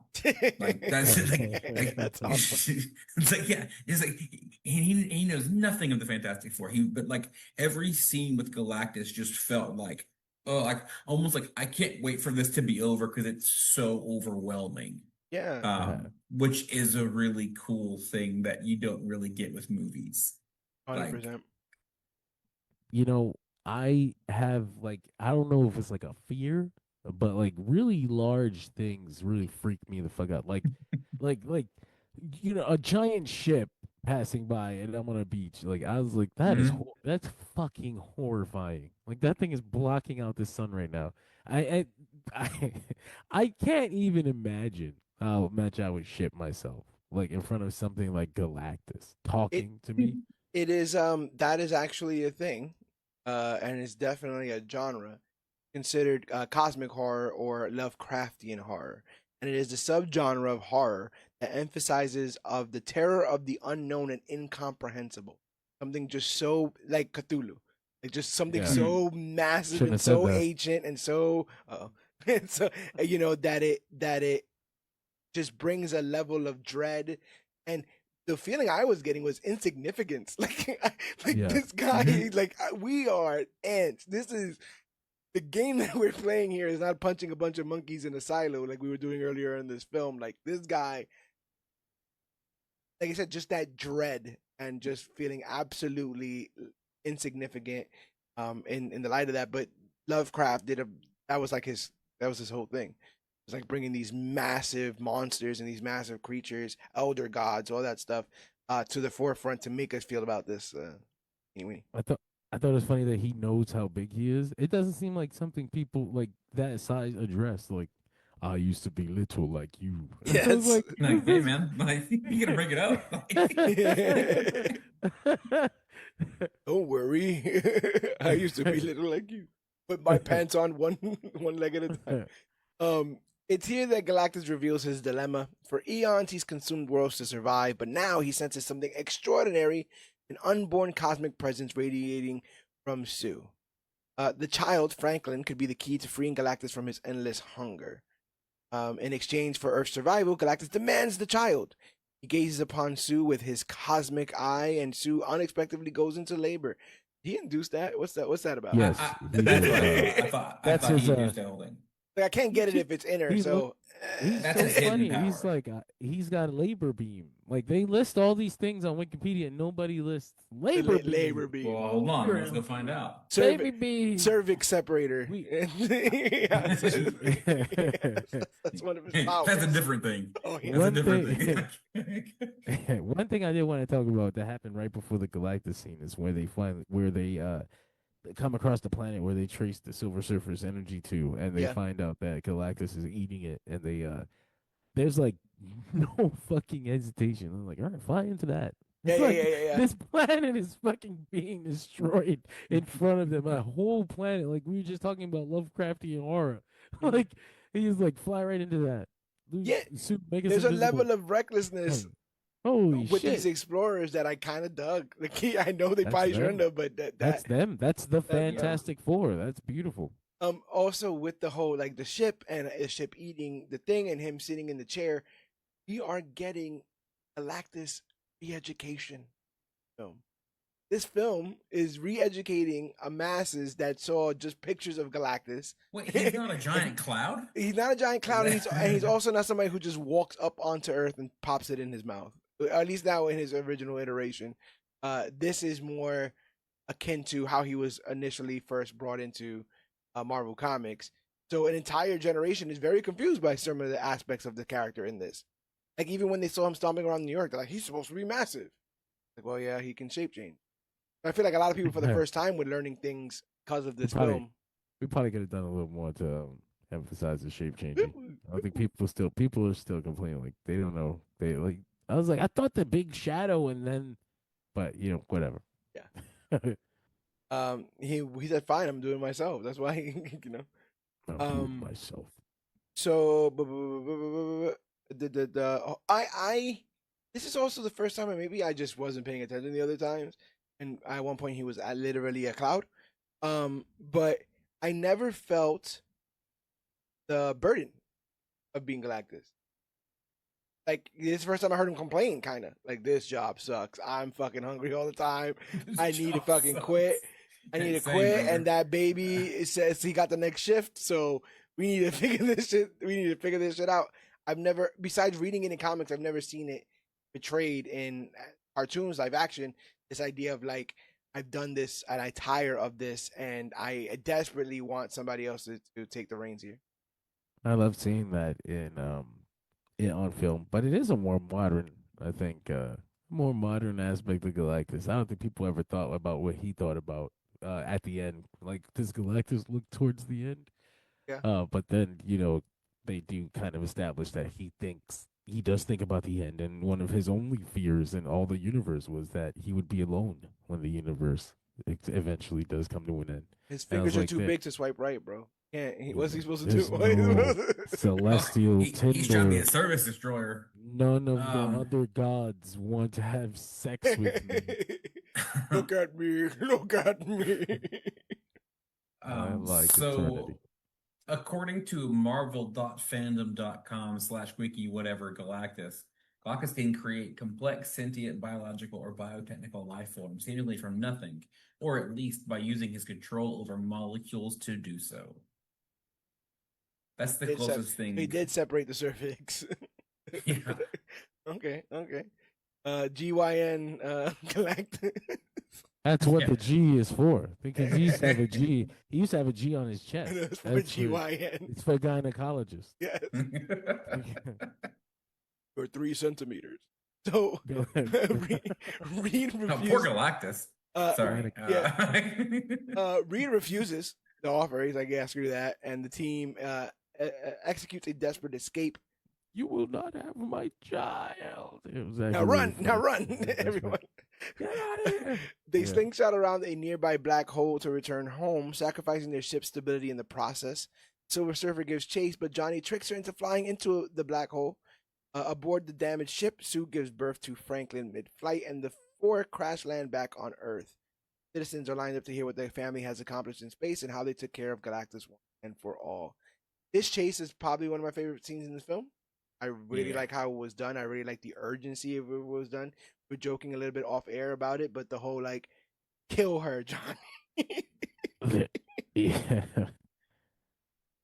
I finally meet one sexy lady, one interesting lady. There's that look that she gives in that moment. I've seen that look from Sue in the comics before. I've seen Sue taken to the point of like, I'm done with all this shit, and it was exactly that. It was like sentient life and her role in the screw all that. She's trying to take your nephew, kill her. Loved that. I loved Ben actually piloting the ship, and like being like, yo, we're getting a little bit too close to this black hole. Like I liked the tension that they built around this. I liked the entire chase scene, and then again in the middle of all that you have this beautiful thing that's going on with Sue giving birth, and juxtaposed with all the danger that's going on outside. When they lose her, they don't immediately know how they're getting back to Earth. That was another little interesting part. They were like, so how are we we ran out of fuel, so what should we do? And they're like trying to decide. It's still up in the air. They're still explorers. They're still figuring this out as they go every step of the way, even though they're intelligent. That was also an aspect I thought of this. And then I didn't laugh out loud, but I was chuckling so hard inside when they got back and people were like, okay, so how'd it go? But before we get there, do you guys want to talk about this chase and the birth of Franklin? I'll start with you, Asa. It's probably the most enjoyable part of the movie.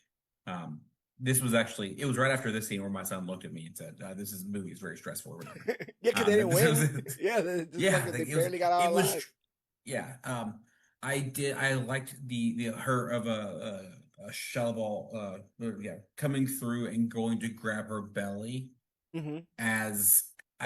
Right before she got taken to the thing, right? And I thought that was such a cool effect on how they did it. I like how, again, kind of going back to Johnny being smarter than we give him credit. How he's like, I can't shoot her in the wormhole, and so he kind of figures out how to make it ricochet around.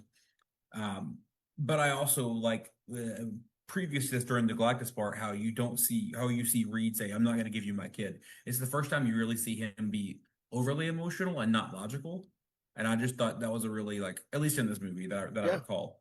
And then there's during the chase, there's parts where Reed is helping Sue. He's holding her down to. That sounds weird, but he's holding her down so she's not floating, so she can exert the force to push or whatever. And he's like, "Johnny, you're on this." And I just like how everyone can do every other person's job. Yeah. Oh, I'm on this part. I'm gonna go over here and do, and I just thought that was all really well done. And then when they land, how they're like, "Oh, it's a month later." I appreciate that in the sense of that kid was clearly older than a newborn. Yes. And they're like, "Oh, it's been 2 months." I'm like, oh, okay, cool. So that's what a 2-month-old would look like. And I just thought, hey, it's a good way to tell a story. Hey, it's been a month. Kid's grown. 100%. What about you, Yogi? I love that they got Galactus eyes in there, like the purple eye pupil thing. Before, like I didn't. Kirby It's Crackle such a sort of small. space cosmic thing. Not just that, but he's got these little square eyes, and they didn't go full square on them. But at least they got the fucking pupil. But it's like a purple highlight with darkness in the middle of it. That before it's shot, before it turns back into those full white helmet eyes. That's fucking awesome. There's nothing else that I can say about the chase scene that everybody hasn't said already, because it is the best fucking scene of the movie. It's one of the best scenes in the MCU. That shit is fucking. It's beautiful. I was surprised they gave that up. They're so cowardly now. They just give everything away in the promotional run. You have pregnant Sue Storm, even in the midst of labor, she gets that ship invisible when she needs to. Like in the midst of all of that stuff. You know what I'm saying? So it's like about that. So it's like when people talk about like, oh, Mary Sue's like, she's damn near dying in every other scene. She's trying her best. Like, leave her alone. There was also like the birth you mentioned. It was like one of the more beautiful scenes in the movie. It was I don't know how to say this without sounding offensive, but it was one of the more like real movie scenes. I got you. No, yeah, I got you. Yeah.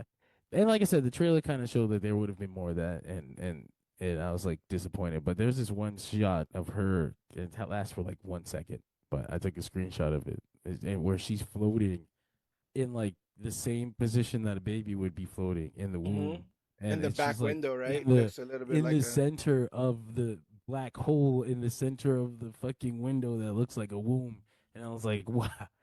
Cinema, like, that's awesome. Yeah, the universal mother right there. And then I mean, Ben does cuts the umbilical cord. Yeah. Cool. Oh, also in the birth scene, I've seen online discourse about why there's not like placenta and poop everywhere. For those who don't know about birth, poop happens during birth 99% of the time. How like there's a part where it's in this real subtle where like as a baby comes out, and then Ben just like grabs a blanket and like puts it over. He grabs it, and it's just like a very subtle scene. I missed it the first time, but I caught it the second time, and I was like, oh, that would explain why there's not just spurting everywhere space debris. Yeah. I took the easy explanation of the PG-13 rating, but that also makes sense. I thought Franklin was like, I don't want none of this shit around me. Let's get all this shit out of here. Because even then, you still can't explain like how Franklin was so immediately clean. Like he was clean as fuck. Like, they tried to give him some of that white skin baby. It wasn't even stuff, but it wasn't. It's okay. It's okay. He hinted at being gooey. Yeah. He thought about it, and then I could have been gooey adjacent. Gooey adjacent. But yeah, man, like we're with them the entire time. We see that they barely get out with the skin of their teeth and risk time dilation in effort to do so, in effort to get back home, all that stuff.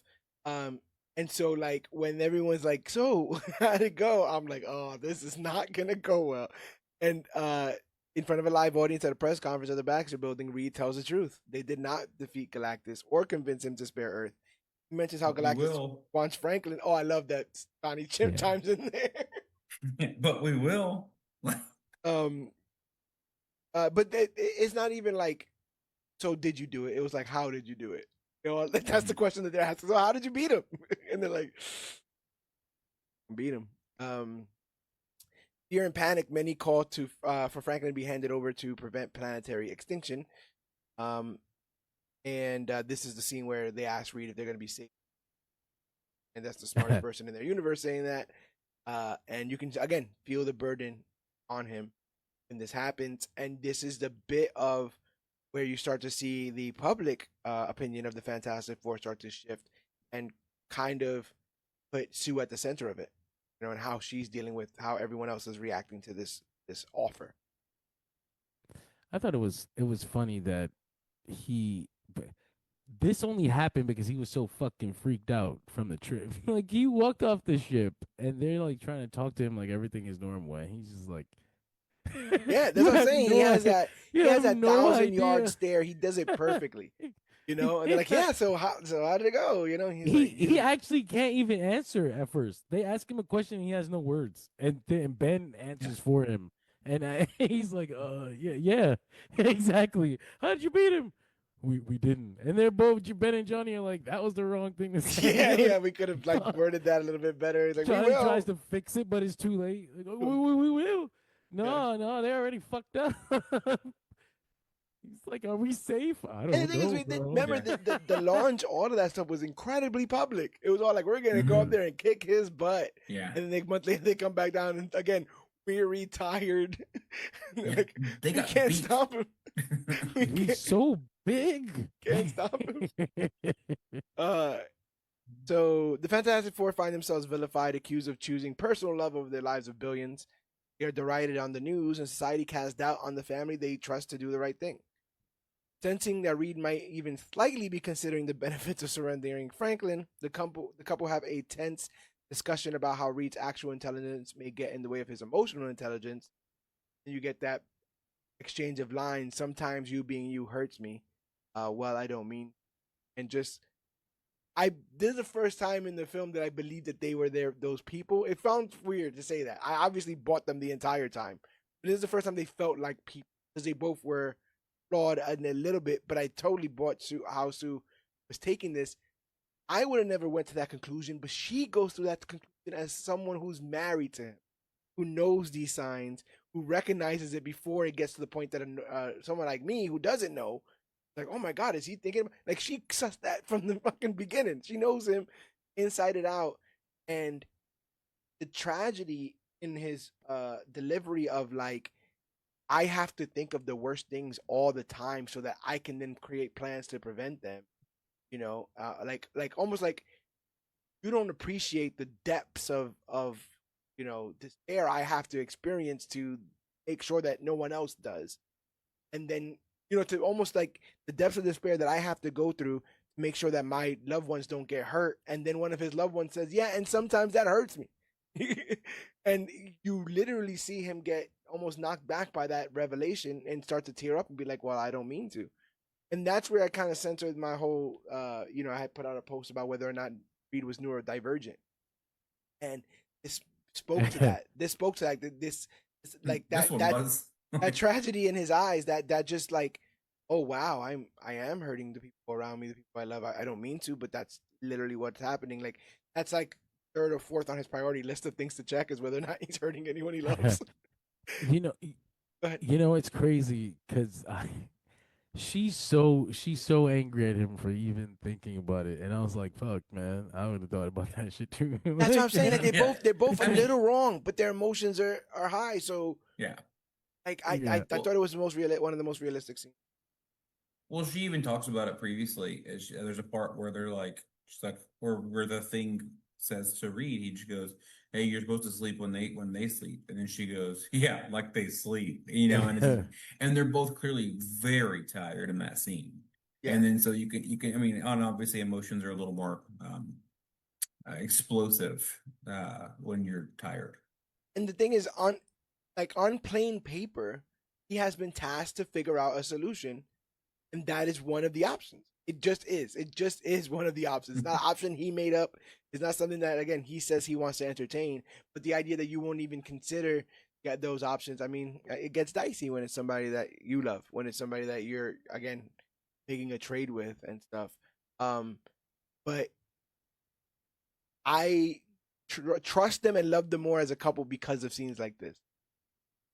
My previous depiction of scenes like this is like Sue being naggy and obviously wrong, and Reed being obviously right and like, get out of my way kind of stuff, Like, we're supposed to pick out the flowers for the wedding. Damn it, woman, I'm trying to stop Galactus kind of stuff, But this wasn't that. They both had truths and they both had flaws.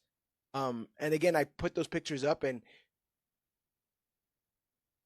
there's an anger that Sue has. She's holding the baby almost away from Reed. There's you know what I'm saying? Like, she's almost kind of like doing like a, like you're an antagonist in this world to me and my child. You might be standing on the other side, like all those other people, and Galactus himself, who says, I need to give baby up. It's I was gonna say something, but I lost the train of thought entirely. I'm sorry. We can continue. Sorry, but no, it was just that I really liked how they put that together, because again, I think that that sort of blind side of not recognizing how your calculations could affect other people, it's how you get to a maker scenario, how you get to a darker version of Reed Richards. As we watch this, with fucked. everything, I was like, oh, if the baby disappears, we're gonna get them. Are they gonna go to the makers so quickly? Because like that would be so ballsy. Yeah, Like, yeah. and the MCU is really isn't that ballsy. But like, are they? But then obviously, watch the rest of the movie. Yeah. As cool as the maker is, I don't know if I want them to even touch that. Like, it's okay. You can go without it. Don't worry about that. I don't. It's all right. How about we just focus on giving the people a good Reed Richards, and then let's think about it another one some other time. Like you said, you haven't even given us Reed Doom. Like they're supposed to go into Doomsday, and they don't even know. Do they know each other? Like, do we know if they know each other? We don't know a fucking thing, and that's supposed to be one of the most important kind of fucking relationship dynamics in this story. But we'll see. Yeah. Asa, did you have a side in this argument? It was Reed's. Like, I mean, I don't think him thinking of it is wrong. It's just, again, if you give me 10 questions and you give me a bunch of answers, I could probably piece one together, but you might not like that, Yeah. So I understand it's not an answer, but I understand why he was like, I have to at least think about it. That way I can remove it from the list and I can work on the other answers. I think that. But he does vow to make it right. He doesn't tell him shit. She doesn't answer him back when he says that. She just says that she will not give him up regardless of not knowing what he is. There's a big question here is whether or not to believe Galactus, in whether or not there is something going on in Franklin, something more dealing with the cosmic effects of their incident. Hoping to ease the ongoing tension, Sue takes a bold stand, baby in hand, and walks out to the people and declares that they will not surrender their child and they will not abandon the world either. I feel like she was more confident in the first line than the second line. Here. I like that she referred to those people that love them so much as if she loved them just as much. Like, you are also our family. We'll take care of you. You children. Yeah. You don't keep really buying our shit and funding us. That's how kids see. Is that how kids see Mr. Beast? 100%. Is that? Oh dear. That's Miss Rachel. Oh yeah, she's got the baby. The legions of army of Miss Rachel. I'm down. Fantastic Four. With Miss They've Rachel. all got jumpsuits and side ponytails. Determined to find another solution, Reed works tirelessly on a radical plan, a network of massive teleportation bridges that can transport Earth to a solar system far beyond Galactus' reach. At the same time, Johnny begins doing his whole Rosetta Stone mission of decoding the surface alien language using recovered signals and transmissions from worlds she helped destroy. He eventually learns her true identity, and he'll confront her with it later. But I love that, like, this was like not on anyone else's radar. They're like, yeah, Johnny, do whatever project you said you're gonna go do, and we'll go back to this transporter stuff. Yeah, but just go play in your room. Yeah. But you start to see nations unite under the Future Foundation's guidance to power and construct the teleportation bridges. This is why Ben Grimm has a beard, is because they've been doing power outages, so he hasn't been able to shave. Although I don't know, he uses like a sander or something, right? So he was doing. He's using a sander, But why did he was with them when they announced what time they would be turning on the fucking power? You big dumbass! Yeah. What was he doing? I want to say, but I do want to say he keeps the beard because Johnny says it looks good. He does. He definitely, Johnny, he was really insecure about the beard, and he asked him like twice. Are you sure? Yeah. Like, you serious? He keeps it for the whole film. So that's kind of sweet and funny in that regard there. So yeah, we did that. So Shadowball escapes the black hole. She gets to Galactus. Galactus like, where the fuck you been, ho? And she's like, I was in a black hole. And then and he's like, oh, where's my money? She was like, I was in a black hole, daddy. And then he was like, let me choke you a little bit. And then she was like, oh, dip. All right, let me go get that baby. I think that's kind of a concise way to put how that scene. This was the first hint that she had maternal instinct. It was like, but it's just a baby. Yeah. And Yes. Galactus was like, what does that even mean? I don't understand these fucking little people language anymore. Get the Yes. fuck out of here. Yes. I hunger. Hello, I hunger. Like, hello, I hunger. So, you guys are being more familiar with the comics by a million miles than I am. Do they not just find like empty planets, or is it specific planets like with life and whatnot? Like, is there a reason he targeted Earth, or was Earth just unlucky in that regard? It's pretty much unlucky. It's just like, I'm hungry, and she came across that one. You want water on it? And like, hell yeah, I get some water and some food. Usually the surfer is supposed to be like the surveyor, like the person that goes like, oh, this is the good one or whatever. But I've always perceived that like I think he just looked for tasty ones. Yeah. This one's gonna be tasty. So seasoned. There was a line in the trailer that doesn't make it to the film and makes no sense anymore, where Reed says, "We stretched the boundaries of space, and they heard." Yeah. So yes, I recall that. Yeah. I think there's a version of this movie where they did get Galactus and Silver Surfer's attention by accident. They stepped on their tail, and now But the rest of it. The best way I can say the sentence I will say now without causing controversy is, I think if Galactus ate this Earth, I think if Galactus ate this Earth, it wouldn't be very seasoned. I think there's only one person here that could provide seasoning, and she just happened to be the person that was like moving them around, walking them around the entire time.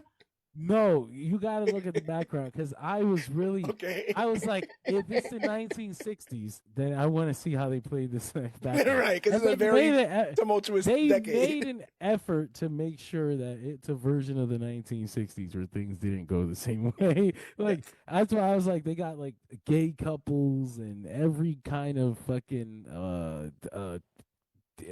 heritage and nationality. Now I'm just thinking about it, and I think George is more right. like as far as talking characters, there's only one, and it's a woman that walks them around and says like, "Hey, did you see Fantastic?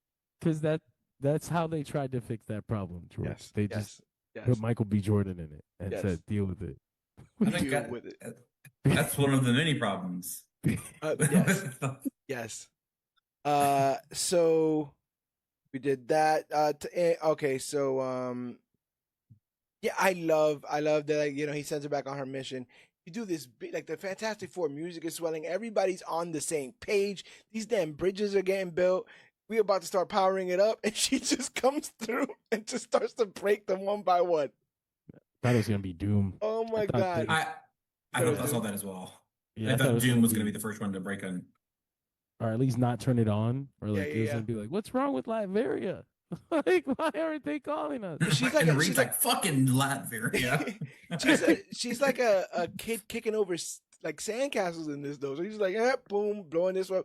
Like the when you start to see her doing it, and then they show like the map variation of it, where it's just like out. That was funny. I'm like, yo, they can't catch a break. Reed thought he had this in the bag. Again, he's been stressed out the whole fucking movie.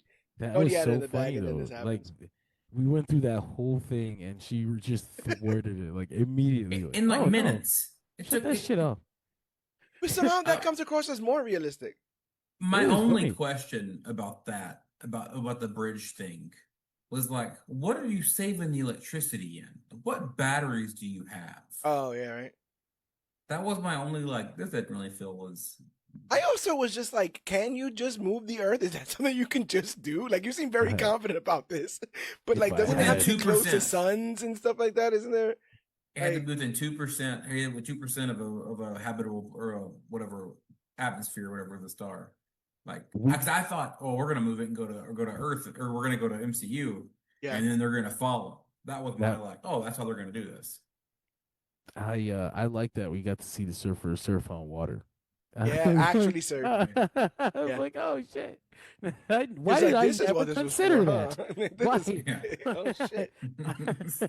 It's the board part of her Because she body. was surfing, she was surfing on Her foot. the wings of a black hole, and like that's very cool and that's awesome. It's like a intergalactic surfer, but I just never considered her surfing water. I just didn't think about it. So in Times Square, Johnny confronts her directly. He outs her. He cancels her.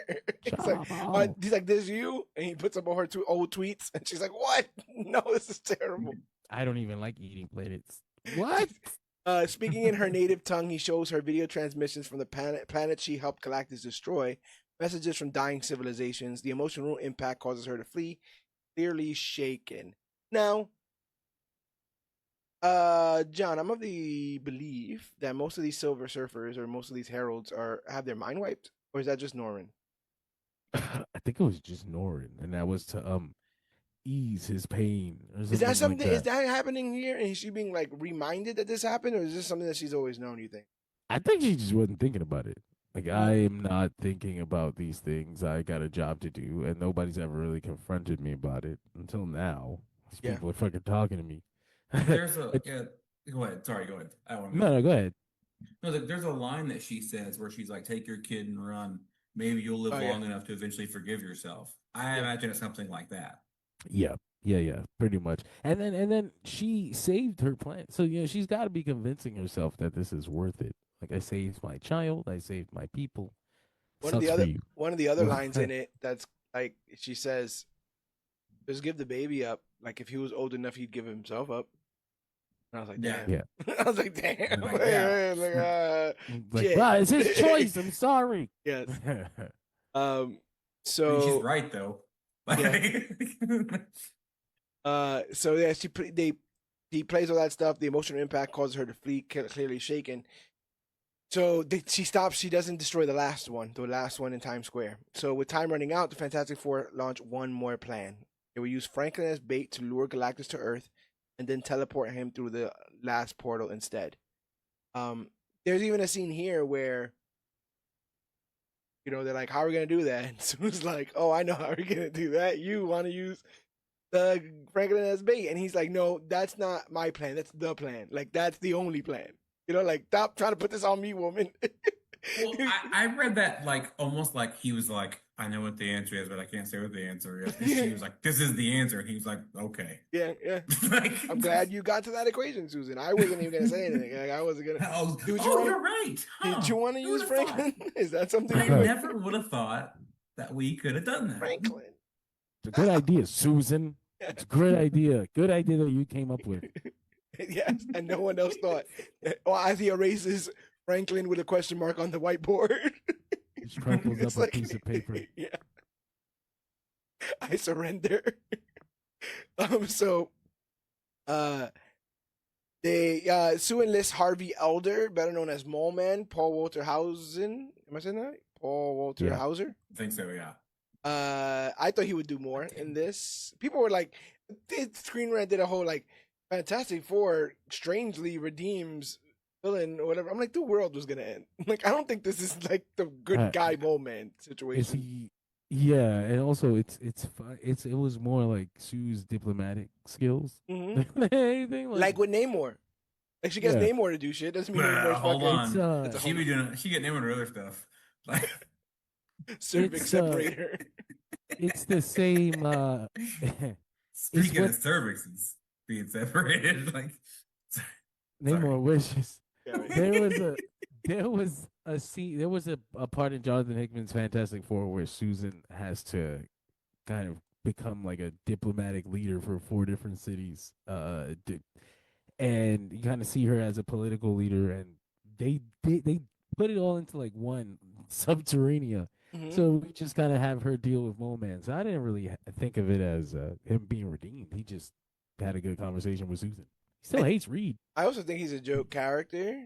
And the only thing is, one day, eventually, I'm not getting greedy. I like this exactly how it was. But I've always wanted to see his Maloids, those weird underground. It's like these weird, like almost I Am Legend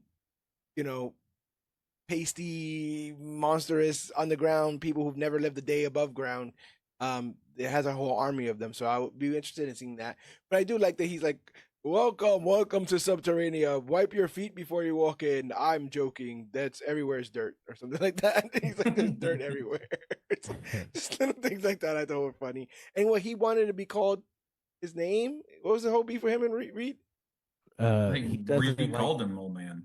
He doesn't like forward progress, and Reed is all about forward progress. He was like, that's a weird thing to hate.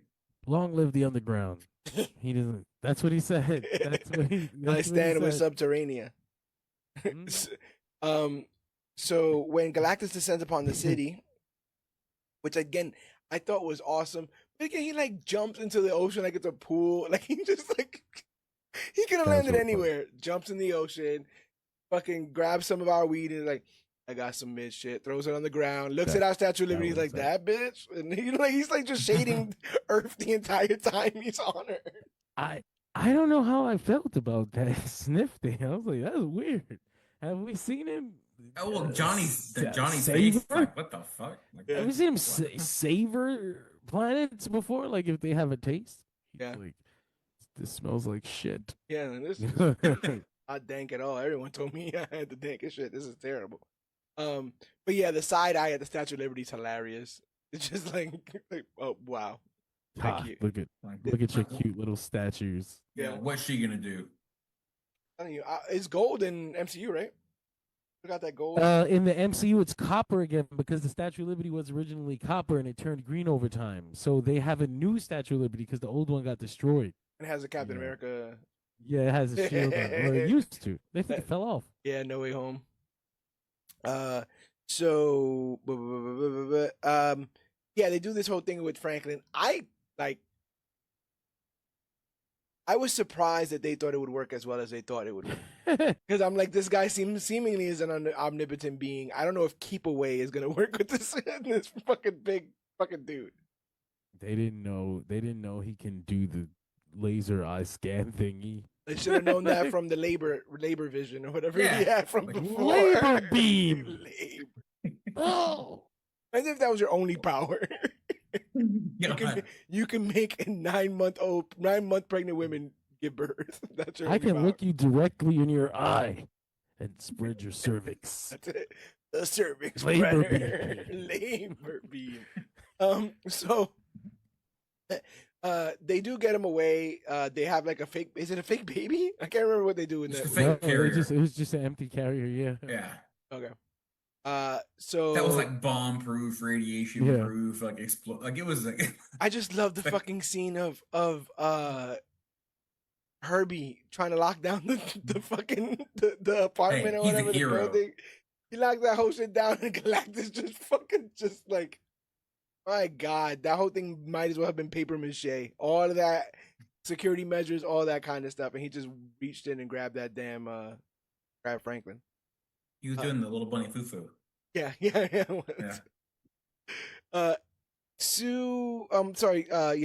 grabs Franklin. There's like a really cool moment where they're like pushing him. Johnny's doing the fire stuff. They're like whacking him and shit. They're hoping to get him into the teleportation area, and like he's one step from doing it and he just doesn't do it. He's like lumbering over, and then he puts like one foot above it and he's like, wait a second, why is it circled? It's highlighted. Yeah, what the fuck? This seems a bit strange. Walk into let me put on my labor vision again. Oh, there's that baby. I have also eyes. The triangle wasn't all even across the board. No, it had two long sides, an isosceles triangle. I like geometry and shit. And then so like as I'm watching it, I'm like, why wouldn't you make it fully even? Because like, so you can land right in it. Right. Yeah. What if he came in a different direction? Then his step is smaller, and he had more chance to miss. Like what terrible mismanagement of this idea. I'm telling you, Reed was stressed. Reed was going through a lot of shit. Clearly. This is Sue's part of the plan. Yes, and then Sue starts to, she gets pissed, and she uses her teleportation powers to like I don't want to use the word bully, but bully Galactus, like, yeah, yeah. What? He got a problem? Like he just keeps. What you gonna do about it? Yeah, What you gonna do about he it? just keeps like lightly pushing. He's like, oh, bro, what's going on here? Oh, ow! And That people, hurts. Seventh grade. and It's people like a are like, 12-year-old fight. yeah, and people are like, oh, come on, like Sue Storm, like since when? And I'm like, since always. I posted a panel of her like putting like a teleportation beam through Galactus, like like just like Yeah. shooting him through his heart or whatever. It's, But Kirby went to great lengths to talk about how she wanted this scene to feel animalistic, like it was a like Mama Bear moment here. She doesn't say much. I think she grunts a couple times, even. She's like screaming. Yeah. And she's she's disheveled. She's got debris, scratches, all that kind of stuff. It's just really evocative that with all her remaining strength, that she refused to let go in this moment. I love. There was a couple of shots of Galactus and Franklin that were like almost like foreshadowing like their eventual relationship. But the one that the original when they thought he was gonna fall for the baby trap thing, he's like a looming shadow over the fucking baby's face with the eyes in it, and then where he fucking floats it directly in front of his nose. Yeah. Yeah. But that's I'm glad that the general public knows about the relationship between Galactus and Franklin now. That was like one of my favorite things, that this cosmic being has a fear, and like if he had eaten Earth, like if he had eaten Earth, he would have died alone. Yeah. He wants a friend. Like it's so weird. I just want a friend. He just and I'm wants hungry. a friend. It's very relatable. And he doesn't think you can have friendships with just women, or else him and Shia LaBeouf would have been friends. You understand? He would have been choking her out. I think she's all right, but he's like, why does talking back? It hasn't made me one sandwich. It's ridiculous. He's from that old universe. Yeah. That's why he outed that baby like that. He hasn't. He hides his true nature from you. Whoa! Yes, whoa! I used to drink from the hose when I was young. We used to drink from the hose. We walked uphill to school both ways. Okay, Galactus. All right, Galactus. In the 6th iteration, we used to pull our boots up by the straps. By the bootstraps. A firm handshake and a good white shirt and get your job. God, babies and stretchy people don't know what the fuck you have. Okay, I kind of like Boomer Galactus. I just feel like I know what Boomer Galactus just showing up. Your world will be devoured. You spend too much on avocado toast.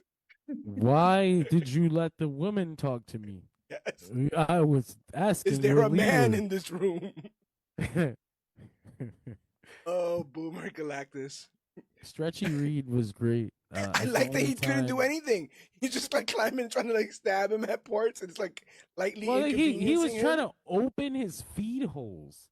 I was like, so, was that lava?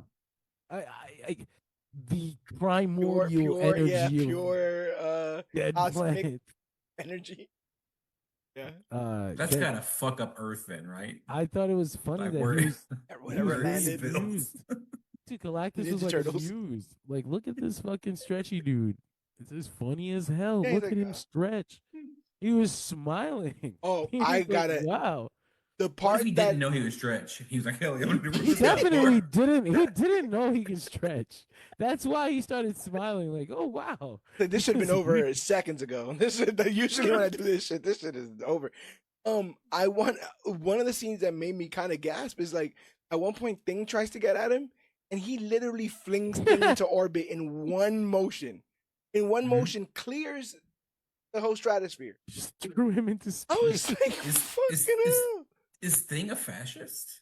I don't know. Oh yeah, right. Sorry. Yeah, that's what happens. That's what happens. You get thrown out of orbit. I just loved seeing him tumble into space. Like he's mad big and he's like flipping. Yeah.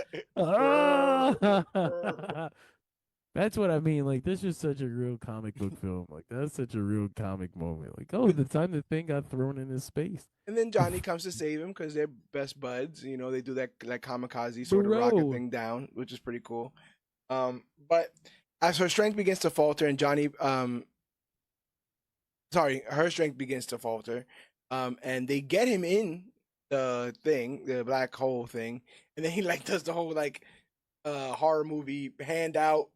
He breaks back out, yeah. Fuck this. what the fuck he thought Yeah, this they was? shot a thing. He's like in a corner, like, we did it, Reed. Yeah, he's like, fuck this. And then this moment happens, and again, I spoke to you a little bit, John, about it. I'll speak to Asa about it because nothing is being said in this moment. But Johnny prepares to sacrifice himself to do the job. I love this moment as well because there's no hesitation. He looks at everything, he assesses what the situation is, and he's like, I guess I'm going to die, but it's going to be for the future of Franklin and the future of the Fantastic Four and this whole planet. I like how down he was and how little thought that took. But as he goes to sacrifice himself, Shia LaBeouf returns, knocks him off course, and then pushes Galactus through the portal. But the little quiet moment is that when Galactus sees Shia LaBeouf, he reverts his eyes back from the glow to regular eyes. That's his friend. That's his homie. They've been doing this for a while, and he's almost like, "Oh, thank God you're here." And then she pushes him into the fucking thing. He's like, "You what the fuck, you bitch." He should have never gave y'all rights. That's what he says. Don't not appreciate shit. Yeah. I know that 19th Cosmic Amendment was a goddamn trap. I'm telling you. But yeah, that little moment of betrayal, like I really believe that's how that scene went. I think that's why they had the eyes change in that moment, because it was Galen looking at Shia LaBeouf and was like, what the fuck? Yeah. What is going on here? God damn. Yeah. And then the portal closes behind them, leaving both presumed lost in the void of space. Is that the case? Where do you think we'll see these two pop up again, if ever again? You would imagine if the multiverse is dying, if that's the way they're going, then they'll probably end up on Battleworld or whatever. Yeah, Secret affecting Wars. Battleworld. Yeah. Is this Chekhov's to me, my Galactus? Is this something they put the gun in the scene and now we have to do that? I don't know if you can do that. Like that's what I mean. Like there's certain things that just don't hit the same without all the context. Like all the context, yeah. Look, okay, you got Franklin. People know he's strong. Now you would need to introduce a future version of Franklin. So like yeah. That's a lot. I'm like, for a movie that doesn't belong to the Fantastic Four, you know, like there's like 60 fucking people in it, and you're talking about introducing another one. Would you be upset with like 10-year-old Franklin commanding Galactus? It would. I see this as like in a truncated version, similar to Civil War, where it was like 12 people as opposed to the entire nation.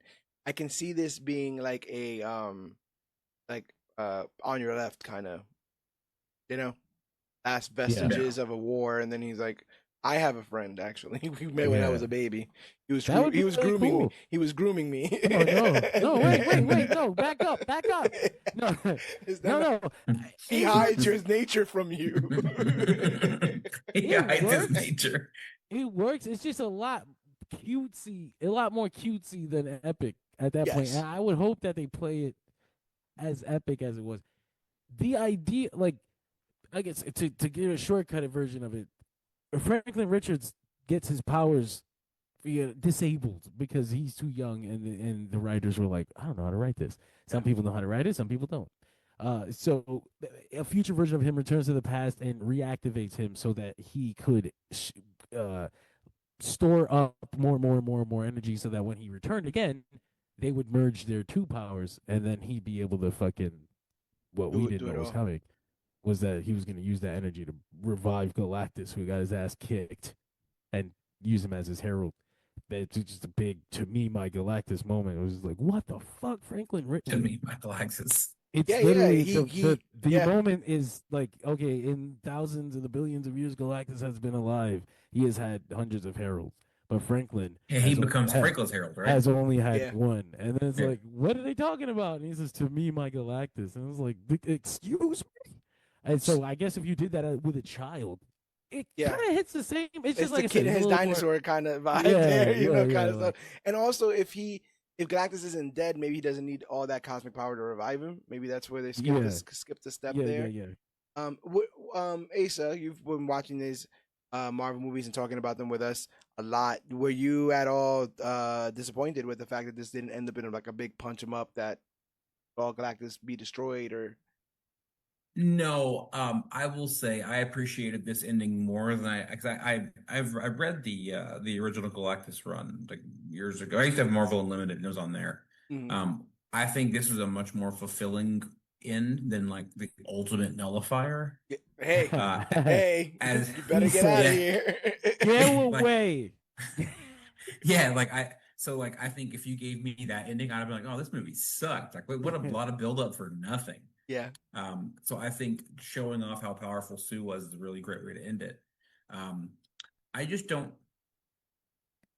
I don't see the MCU going so far as to where we get a Galactus Franklin, ending. Yeah. I Like, just don't know why you plant this cosmic seed if you're not going to harvest it. Yeah. And I just don't know Yeah. when that would be. And they don't seem to have a lot that they know. I feel like their Secret Wars is quite literally ripping from Jonathan Hickman's work, which is It where used that to be. Galactus stuff. Well, it was just I where, don't know anymore. Like, what are See they it. even talking about? Like, I don't have a fucking script and shit. Like, what does that mean? What do these things mean? This is what I mean by the MCU is way too malleable. It seemed like they were taking certain inspirations from things, and then Robert Downey Jr. comes along and he's posting books on his Twitter that I'm like, what the fuck? it's a Why would doomsday you of it read all. that? Yeah, it's a Like, doomsday yeah. of it all. Why are you reading West I- Coast Avengers? I think we're gonna get more Doom steals Franklin's power. Sorry to ruin Like Beyonder stuff? phrasing. Yes, Yeah. I've seen that as a rumor. I think that's the most logical conclusion, that we get a level of Doom taking his power and kind of doing his own thing, and then I think the defeat of Doom is going to lead to a revamp of everything, and we're going to start over and have a younger group of everybody, where everybody gets recasted, and then it becomes it's not as woke or whatever people complain about the MCU being now. I had always like when they fucking did the Loki finale and they had him, God he's stories. the god of stories, the fucking multiverse tree in Brazil, but like mega version. The Then they said Doom was coming, and I just immediately put together like that's the fucking that's the Doom's Beyonder kill thing. Loki. Like he's gonna take Loki's powers. Like that's got to fucking it's got to happen. That's a Chekhov's gun if Yeah. there's ever been one. That big powerful dude just sitting on a fucking throne waiting for somebody. But I thought that was Kang's Chekhov's gun and he's dead or something. It could have been. It could have been. I don't remember how like that ending was so crazy because they really ended Kang's story in there, and I was like, so what? Well- What were y'all gonna do? They were like, well, there's some left, but we took care of them. We took care of the most of them. Yeah, I was like, okay. We also Uh-huh. have we also have several members of the Eternals on trial with the cosmic celestial Arishem at this moment. Also, that they've never really been resolved. Are they gonna get done with that Should court case by probably- the time fucking Doomsday shows up, or what's going on here? Can we enlist Arishem? Is he down? Someone convince him. Dude, convince him. I mean, come on, look at that. Galactus cousin. They would have to fight him. They have to fight him. Yeah. They can fight him. Oh, there's your Franklin moment. Franklin can fight Yeah. a Celestial. There you go. People should. I would actually shit my pants. That would be fucking incredible. That's because there's a great moment where he flies up to the face of a Celestial, which everybody else is scared of their mind, and he's just like, I've got to do this. And they shoot at him, and he was like, "Oh, what's that? Your beams are made of flowers." And he's Oh yeah, just like, it's like the Thanos thing. oh, with the there's flowers reality, growing out of your face. the I was like, reality, holy thing. shit! Really Look at badass this shit. boy go. Yeah, that's a little Uh, many cool things you can do with a powerful baby, I guess, before you introduce the idea of him as his all-powerful god As like self.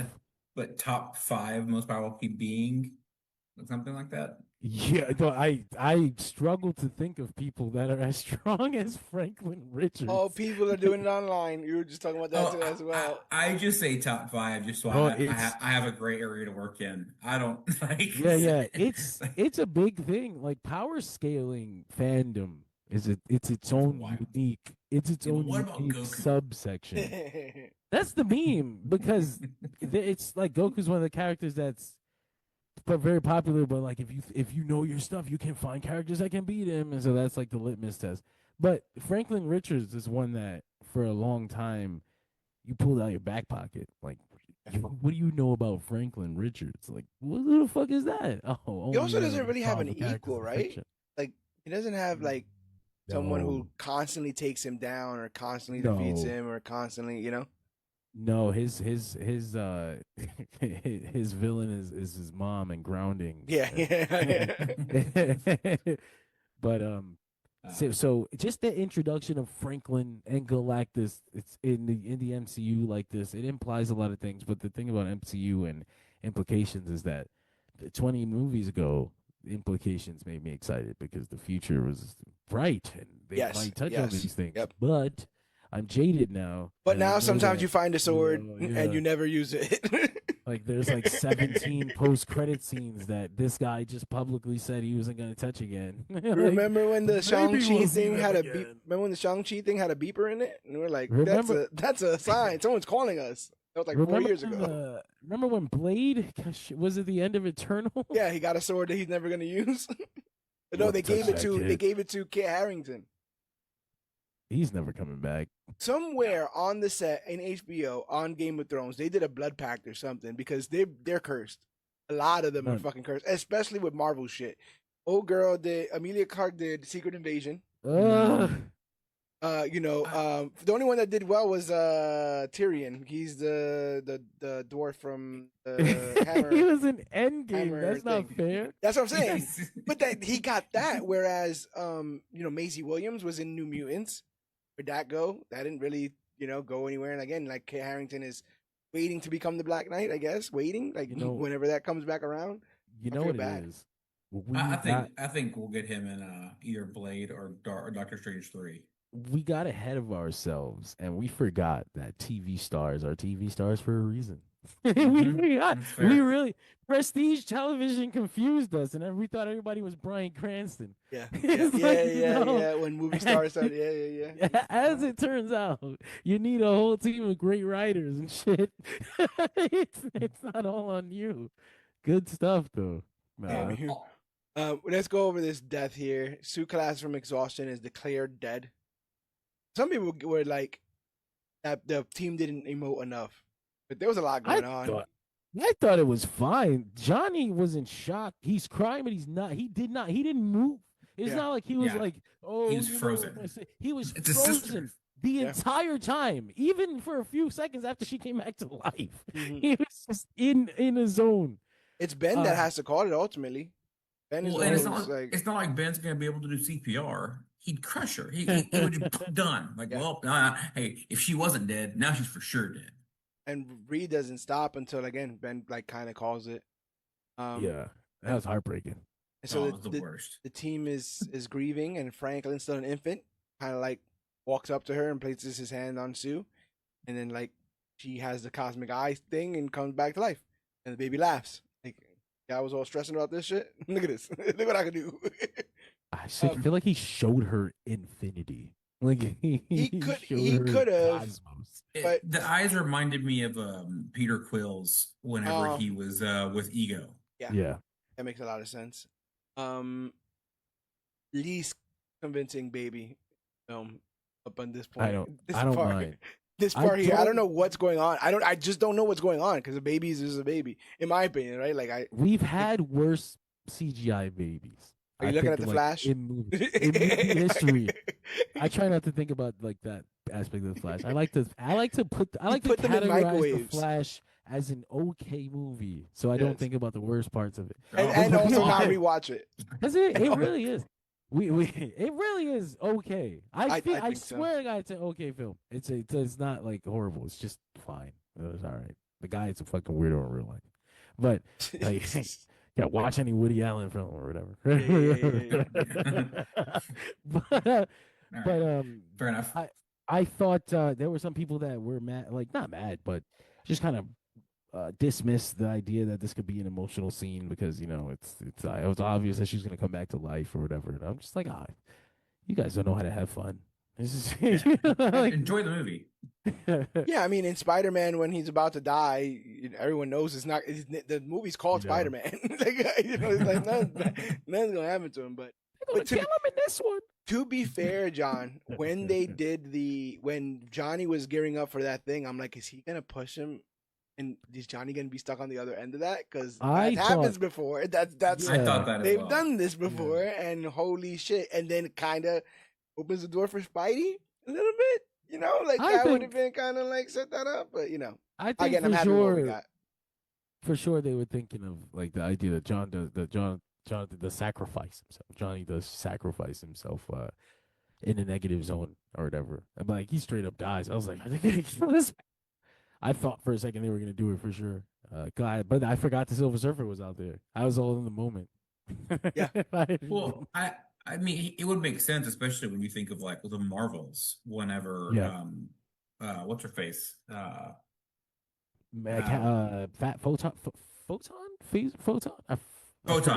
That's it. Yeah. Whenever Monica. she sacrificed herself, Monica Rambeau. When she sacrificed, I thought we were gonna get something like that. Like, whereas they, his math's off again by like a fraction of a whatever, and it opens up the portal to another dimension. That was kind of where I thought we'll go. Well, they're gonna, and now he'll have a goal. Oh well, we know we didn't go there. Like, imagine fucking you're just like in a space station, like where she's at or whatever the fuck, and like Galactus fucking pops up. I'm like, what the fuck is going on? Man? This is fucking ridiculous. I think they were just making an effort to make sure that this movie was its own thing. Like, they just didn't want to have any MCU stuff in it, and even the post-credit scene with that we're going to talk about now, it's like was directed by other people, and it's probably just a clip from the next movie. Like, you know what's so weird? Yeah, so strange is that like in the past, I got burned with Black Panther specifically. First of all, I love that movie. Top 5 comic book movies in my opinion. But at the time when I first saw it, I'm like, where is the Soul Stone? This is the last movie before we do fucking Infinity War, and we're talking about the Infinity Gauntlet, and we're talking about Infinity Gems and stones and shit. Where is the Soul Stone? And they just never told us. And then by the time we got to Infinity War, they literally made up a thing about it. Like, oh yeah, it's on this planet. Don't you remember that everyone knew about this planet that had the fucking Soul Stone or whatever? But like similar to this, when I went to go see this, I honestly didn't really want anything else. I wasn't looking at this for like, oh, and we saw the Fantastic Four ship in Thunderbolt, so this has to end with that. I was so locked in on just again them getting this right. I was so laser focused with literally just the bare minimum of, can you just nail this movie and end it without like loose ends that I got to worry about being tied up later on. So there are people who have beef with the post credit as it is. They thought it should have been this straight up ending. They thought it should have been more. There should have been more to tie to it. But like, I thought it was fine. I guess we didn't even tell them what it was, though, right? Well, no, their victory is hard won. The family's intact. Earth is safe. The world hails the Fantastic Four as heroes once again. On a broadcast of ABC World News, anchor Ted Gilbert delivers a tribute to their bravery. When the studio lifts the curtain to welcome them, the stage is empty. The team have already moved on to their next adventure, never once to rest on their laurels. There's a cute little moment where they try to give Franklin the 5 onesie. They're like, yeah, he's not. Like, get that out of here. He's not wearing that corporate. He's too young. You're encouraging adventures that we're not willing to go on right now. They're trying to make him a baby influencer, and they're not trying to do any of that shit. We came him off the 1960s TikTok. Fantastic Five. 5-year anniversary of their debut on Earth. Yeah, at that point. Oh yeah. Yeah, that's awesome. I thought that was cool. But and to dwindle all of it to get here in 5 years or in one film, pretty good. Like we got Passive Origin, got them in suits, got Franklin established, got Galactus established. Pretty good work. But in the mid-credit scene set in 1968, so this would be a couple years after even that. Is it? It's got to be because if it's 4 years from their debut in 1961, then the movie takes place in 1965. But another year passes, so it's 66. So then 4 more years, we No, in the 70s. no, 61 is the actual factual comic book Fantastic Four. But when did they debut? 60. What? 60 In in 60? yeah. Yeah, it's 60 in the in the so movie. 69 because she's dressed in 70s clothes at the. Maybe she was ahead of the game, but 5 years past that, he would have been 1, and that would have been 1965. Right? And then it's So 4 more years years later. after that. So 69. It could have been 69, 70. It could have been right there on the cusp. But she's fully dressed in 70s gear, so that's why I took 1970. Also, my favorite part about this scene, just not to ruin it for anybody, but how the house was a fucking mess because they have a kid now. I was like, hell yeah, that's it. Like, is this when they allude to the fact that he reads like Origin of the Species or whatever? Yeah, Darwin. all right, we're talking about that shit. I don't like this. I was like, oh man, are we implying that he's got Val's qualities too? Like, are you not gonna give him his sister then? That's what yeah, that's true. Because if he's reading this book, like Franklin don't got no fucking. Franklin's not smart. Franklin's powerful. Franklin's also just a kid, like a regular, normal child. He's just very strong. Val is the one that is super 3 years old and and smarter than her father. Yeah, at 3 years old, which is bad because she has none of the wisdom because she isn't old enough to know anything. I love that panel where Doom's like, I'm here, I beckon your destruction and all this other kind of stuff, and she's holding his hand. She's like, "Hi, mom," or whatever. Like she's like not completely that fucking. There's two. It's those two things. It's him being in Doom's lap, and the idea that they were reading fucking Charles Darwin to him. That I was like, are they just gonna give him Val's whole thing and just shortcut? Oh no, I hate it more for the Doom of it all. Yeah, that was weird. Like, when you first said, I was like, I guess if you have to mix, put them together to get your. No, you lose the Doom. Losing the Doom thing is fucking. That's a big. That's a whole. Damn you, RDJ. I don't know. How much older is Franklin than Val? I would say like 2 years, maybe a year. No, because he's like. She's 3 and he's like fucking 8. It's like 5 years. How old do you think he is when he got those guns on Norman? He's like 5. I mean, excuse me. He's like 8. He's like 7 or 8. Okay, I'll give you that. 7 or 8. I'll give you that. Yeah. So we're saying that she could be pregnant in theory. She at could the beginning. Yeah. She could definitely be pregnant. If I was, I don't know if I was Reed. A couple times over. Right? Why we got 9 kids? People are gonna be like, "You just sidelined her again." It's gonna be a funny month of get off of her. Yeah, Reed.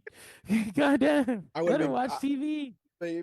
Imagine he does that. She gets all pregnant or whatever, and Galactus comes back again. He's like, "I told you, motherfuckers. I got another one now. You gotta give me one. You have to. Come on, this is that bullshit." But Sue is reading to a 4-year-old Franklin when she leaves the room momentarily. Upon returning, she finds him in conversation with a mysterious man clad in a green cloak and holding a metallic mask, foreshadowing the arrival of Victor Von Doom. I immediately hit up Yogi and I was like, "Is Von Doom from this universe?" Because I'm very fucking confused because I thought I read something where it was like he comes from a failed universe to the Fantastic Four, but it looks like they are establishing him on Earth 828.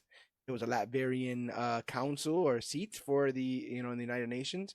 It just was empty. He was not interested in their future Foundation United Nations bullshit. No. But again, I don't. Maybe I'm just looking for the wrong things, but this didn't necessarily floor me. That's because the mask looked cheap. The hood was hiding a body double that they swear to us is Robert Downey Jr. So I'm supposed to believe you paid for Robert Downey Jr. and didn't show his face. That was the whole thing. That was your whole thing for so many years. Yeah. We have to show his face. Yeah. We had to show his face. Why even cast him if you like? You're telling me literally no other actor can play Von Doom. You're casting him for his face and his familiarity to the brand. You know what though? They can't show him in this movie. They don't know what he looks like. Pay him again. Oh yeah. Also, it would take away from the whole movie. I got a little bit, but I don't, because you do the face reveal, like that's the Marvel thing. Like, no, I bet we get the scene in. They'll do it in the Doomsday. In Doomsday trailer now because they're willing to give things away. Damn, I still rather the fucking idea of him like using some kind of hologram to try to get the trust of the people from 616 This Downey I shit is don't. still fucking in my craw. Like I'm I don't. still not 100% sure about this. I don't care about Robert Downey Jr. It doesn't bother me at all. Like I said, the first thing that's first is we're never going to see his fucking face. You'll get a flashback where he's Robert Downey Jr. and then for most of the time, if About this is right, Mandalorian. he'll wear the fucking mask. You'll see his eyes. They'll do a lot of eye work so you can know it's Robert Downey Jr. so that he can feel good about his face time. But Yeah. there's like if you play this straight and you just do Doctor Doom, there's no reason on earth why it should even evoke Iron Man. Unless that's what they want to do, which at that point I don't want nothing to do with that. I don't want the hologram and the Tony Stark face, and this is why I'm trying to trick the heroes of her. I don't want none of that shit. That's fucking taking away from all the Doctor Doom. Like Yeah. I don't want to fucking.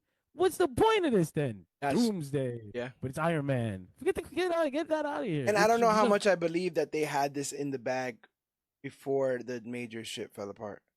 I believe they always were gonna get to Doom. I believe I you were could give you that. always gonna do Doom, Only- and because of that, I Well, look at believe the- they always had Robert Downey Jr. Like that was in the works before they realized they needed to replace Kang. I don't think they Yeah. realized they needed to pay Robert Downey twice. I thought they were gonna be. I think they thought they were gonna be fine by introducing him on the road to Doomsday. On the road to Secret War. Like he'll kill Kang or some surprise, and then he'll be the big villain in the end. I don't think they thought they had to give him a whole movie now. That's fair. First. No, I saw earlier today, I was looking into it, where it said Kevin Feige and Robert Downey Jr.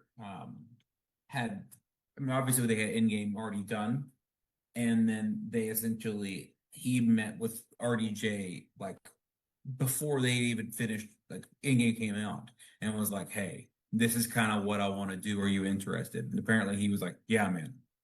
RDJ was like, yeah, I have a couple of bad movies I want to make first. I but as really soon as- want to do Dr. Dr. Doolittle. Doolittle. What do you think of this, Kevin? And he's like, you don't know what the fuck you're talking about, Kevin. This is great. And he came back hat in hand a couple of months later. Like, Wait, Kevin's maybe like, trust me, to do the Nolan movie. maybe it was pre-Quantumania, but yeah, I had seen where it was like years before, even when King was still in the run, how they were like, "Hey, let's bring him back as Doom as like a fun thing to fuck with everybody." Which I wanna. if it works, it's gonna be great. If it doesn't work, I think it's gonna be bad. There's people that are really, really mad about it because he isn't a Romani actor. And that I don't necessarily get. I think that's just I something don't. you're It's not that I trying to don't argue. get. If you are Romani and you know like you have a pride in the heroes of Romani, then what country is that? Well, I'm Romania. That's Romania in Well, Central Europe. Yes. Yeah, I believe Bucky Barnes is he's from New York, and Sebastian Stan is Romanian. So why are we not mad about that? Like, okay, so maybe I'm confused. If we're just gonna argue like this person is not what they are, or whatever, so on and so forth. Like, what do you think you're confused about, Yogi? It's in Central Europe. Is that not like white people? Very white, like the whitest. So you know what? Like, here's the thing. Like, so Wanda's supposed to. There's instances of Wanda being Romani, right? And so there's a difference in how she's depicted with the really curly hair kind of shit, in like at the end of WandaVision, and like other interpretations of it. So sometimes it's skin, but sometimes it's like other features. I don't really. Again, I'm not big on the Doom identity thing. My thing is, I think Doom is compelling enough as it is. It doesn't need another hat on top of it. Yeah. And the idea that it is, oh, by the way, it also looks like one of the longest running characters in your universe. I don't know why Doom needs that hook. I think he's engaging and compelling in his own right. And if you don't think he is, work on him. get him to that point. Like, or at what least the fuck? do your damn research, because I get this feeling like they, when this started 30 fucking movies ago, they had their own old school comic knowledge and ideas of stories that they loved that they read, and the Secret Wars and the Infinity Saga and all that shit. And now I don't know if they've read the stuff that they're fucking riffing off of. I don't know that Kevin Feige is reading comics. I don't know that this guy like him has the time for something like that. He's just making regular Hollywood producer decisions. They've also done like tremendous rewrites of comic book history in the MCU and have not necessarily been punished for it. Yeah. Right? Like they've almost been rewarded with this idea that they can make up their own Marvel, their own Civil War, their own Infinity War, their own versions of these things that don't necessarily are not one-to-one adaptation. So, confidence be damned. Like the Russos had mentioned before, like a long time ago, before they were ever cast, when it was still impossible, that they would love to do Secret Wars. Right? We would love to direct Secret Wars for Marvel. Yeah. And so I hope that they have their own. But I hope they only talking about 1985 Secret Wars.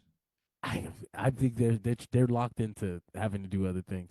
But when they did Infinity War and Endgame, they had their ideas, like the Cap Thanos line where he's like, I would stand even if I was one soldier against 100,000 of your troops, and they knew that, and they were able to take that and create the imagery instead of the line, like because they had such knowledge of the book. You can do things like that. Yeah, I think when you don't know shit, now we're in a different ballpark. Then we get Dark Phoenix.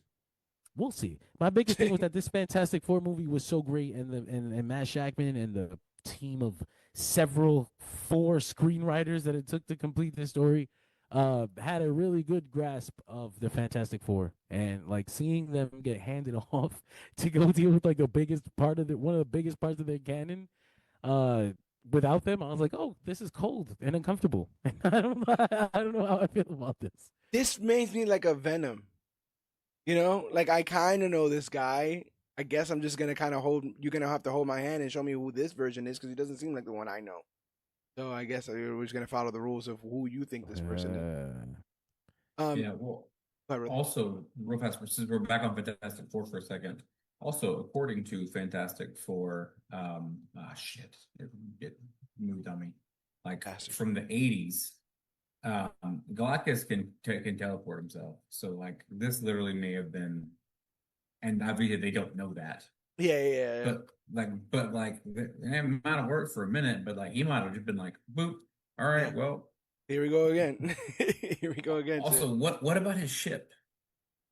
Yeah, because initially they wanted to separate him from his ship, and then that's the whole thing, right? His ship is in orbit, maybe just floating there in orbit. Is that how we get adamantium? Reed is keeping that shit. Supposed to be in the fucking Celestials. I gotta find my whole hierarchy of all that shit, to be honest. But in the final post-credit scene, you get a playful in-universe cartoon intro for the Fantastic Four. As the theme song plays, the robot Herbie turns the television off. And it's just a suggestion that they are also pop culture celebrities. They get their own. We already saw action figures and all that kind of stuff there. I would watch Fantastic Four shorts in this old Hanna-Barbera style. I like this. Probably. I like these classic sort of cartoons from back in the day, and they were really badly made back in the day, and I think they could kind of like spruce them up a bit. But if you ever wanted to tell the stories, like they talk all this shit about deleted scenes that they can't show. Why can't they animate them? Why can't we get them? Why can't I get Fantastic Four versus the Red Ghost as the first episode of these like fucking Fantastic Four shorts? I don't know. You might have to pay John Malkovich even more, but each his own. No, see what you do is you go back. You do what they used to do with phase 1 of the MCU and do the one shots. Yeah.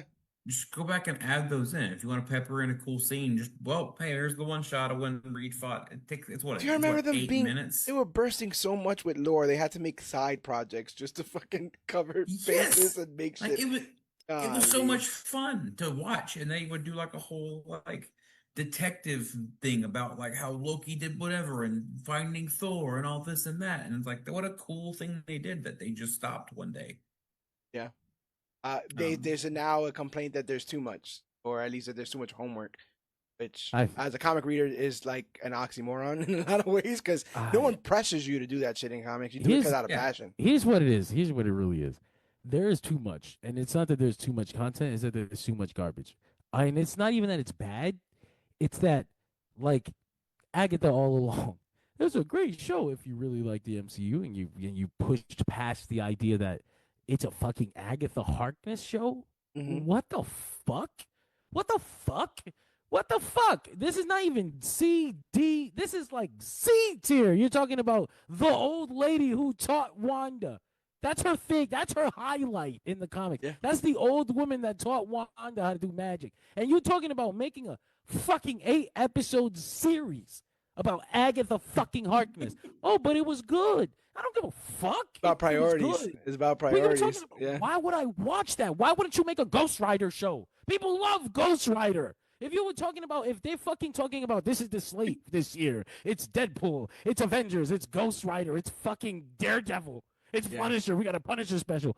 People will lose their goddamn minds. It's like it's Groot shorts and Agatha all along. And... Fuck you. Fuck you. To argue, only because it's fun, it's for content. Yeah. I would argue that it wasn't an Agatha show, it was a show about Wiccan. Which they should have probably just called it something. They should have called it Wiccan. I mean, you're right. I just think you go, hey, Agatha's a character everybody already knows. Because if you watch WandaVision, that's the only way you're familiar with Agatha as an MCU only person. But yeah, I think it's easy to be like, oh wait, hey, this show's about Wiccan. Like from the jump, you kind of think that kid's probably Wiccan. Yeah. And so I would argue that that was a show to introduce Wiccan more than it was a show about Agatha, because when she died. Yeah, sorry, I think spoilers that for anyone who watched it 2 years ago. But it's that thing, right? Because I even remember Ironheart, which I liked Ironheart, but it's like we have loose ends, and you guys should be prioritizing on those loose ends. Oftentimes in comics, you'll get a massive event, right? You'll get like a Civil War II, whatever, right? And so like you have your massive event book that has like 6-7 issues. And then you have tie-ins. The legitimacy and like the validity of those tie-ins to the main story can kind of change how you feel about the whole story. If all the tie-ins are garbage, like you'll just think of the story as the 6 issues that they were, and it is what it is. But if you have time to invest in every single one of the side things, these events feel like events. Like to me, the way I think of like Secret Invasion and the first Civil War is like way, way bigger than we've seen it in the MCU and stuff like that, because of how much talk about that. They put forward in there. But are you understanding my point? Are you okay about the events and the designs and stuff like that? I get what you're saying. Here's the thing though, right? Like there's, like I said, the thing about Agatha, just using her as an example, is like there's definitely a reason for it to exist in the narrative. Like it's a vehicle for Wiccan. It's also 9 months of promotion for an Agatha show. It's an announcement for an Agatha show. And how the fuck am I going to get my brother to watch Agatha with me? Hey, bro, I know you don't watch MCU, but like, you want to watch Agatha all along? And he's asking you where Blade is. Yeah. No, well, actually, he's trapped in development hell. And he has been for 6 years. Yeah, but it's like that thing. It's like, yeah, that's what I got to tell you don't have the answers for any of the other stuff that's left over yet. And you're watching Agatha because they can't figure out Blade, and I have to explain that to a normal person. We're watching it. Yeah, that's a hard one. I think a lot of times they'll do these shows. Like Ironheart was fine. We'll get into it next week or so. It was good. Most of their output is good to great. Only very rarely does it get bad. Secret Invasion was bad, but it doesn't get that bad all the time. That's not like the Marvel standard. The Marvel standard is that even just a good show is going to get criticized because it's just good. Like, it should have been incredible. It was why wasn't it perfect? Yeah. But I'm saying, like, if you want to draw, if you're wondering why you're failing, I can tell you that. I can point at that as a major reason. Yeah. You gotta bulk the characters that matter up, and then give them the right TV shows and build off those shows. It's all momentum. It's what's always been with the MCU is momentum. That's why a movie like Captain Marvel made $1 billion wasn't because Captain Marvel was $1 billion movie, but because people had already trusted the Marvel brand, Infinity War, all that stuff moving forward. If you can lose that momentum. Look at Captain America, all the reshoots, all the controversy, all that stuff that came about. Now I hear Kevin Feige. I gotta look at the actual interview, but all the sites are like, Kevin Feige said because Chris Evans wasn't in it, and I was like, nah, bro. There's like a fucking metric ton of shit wrong with that fucking movie. Definitely said that because it was the first Captain America movie without Chris Evans.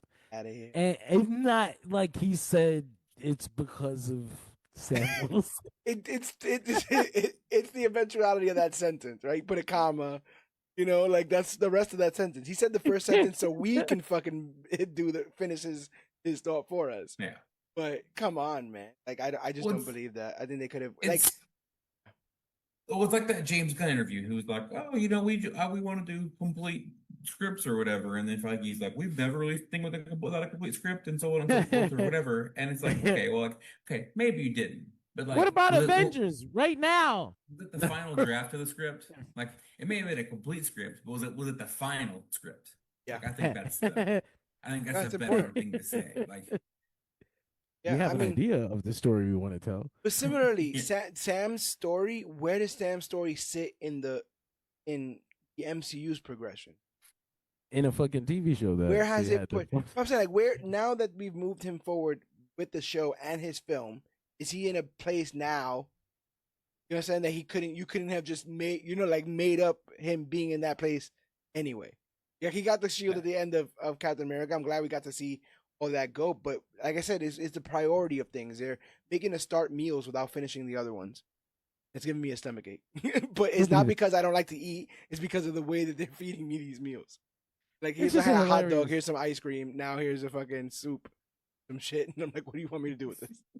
They're just in this funny place where all those things are like a result of bad leadership that isn't there anymore. So now we're supposed to take like Thunderbolts and fucking Deadpool. All right, Papa H. But now the bad leadership is gone, and it's gonna be all. Honestly, I will give them that the Bob Chapek and Disney Plus thing did them no favors. Yeah. They were literally splitting movies in half and taking B plots and turning them into television shows and not knowing how to run a television show and then making an 8-hour movie by accident. Yes, and the pacing would be all fucked by the time they chopped it up, and then the last episodes were always trash because they didn't know how to fucking button them. And it was I think that we're past that. I would like to say that roadblock. I'm hoping so. is gone because as far as like, if you can't count Captain America as like, that shit was in the can and chopped up, and we had that from 2022, and it was full of political stuff when we still thought we were okay to do it, and now they're telling us we have to chop it out, so we gotta make this shit work. Yeah, while they were wasted Giancarlo Esposito and the leader and the Red Hulk and the how about we make a Hulk film without the Hulk in it? Is that possible? Yeah, but it won't be good. I can tell you one thing: it won't be good. There's a lot of stuff. No, it's a bummer. Like, yes. I will say I'm really happy with what James Gunn seems to be doing, where everything kind of feels intertwined, but you don't feel like I don't have to watch Peacemaker season 2 to get Supergirl. Yeah. I'm gonna watch Peacemaker season 2 because I think it's gonna be fun. Yeah, but I'm not watching it for any kind of homework. I'm not watching it just.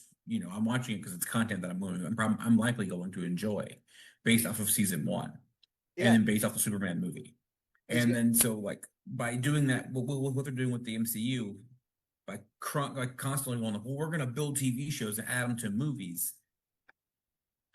Maybe it works. I mean, it hasn't really worked yet. I mean, Miss Marvel kind of worked in it with going into the Marvels, but you could tell there was a different story with the Marvels than what we got. Yeah. So I don't know. I don't know what the answer is, but right now it feels like whatever they're doing is not the answer. Yeah. They were definitely going to introduce Miss Marvel in that second Captain Marvel movie. And then they were like, well, you can do shows. And Feige's like, absolutely. Because that show didn't really go anywhere. They spent like 2 episodes in time travel. With like her learning her origin. I dug it, but like show. In priorities. I love that show. But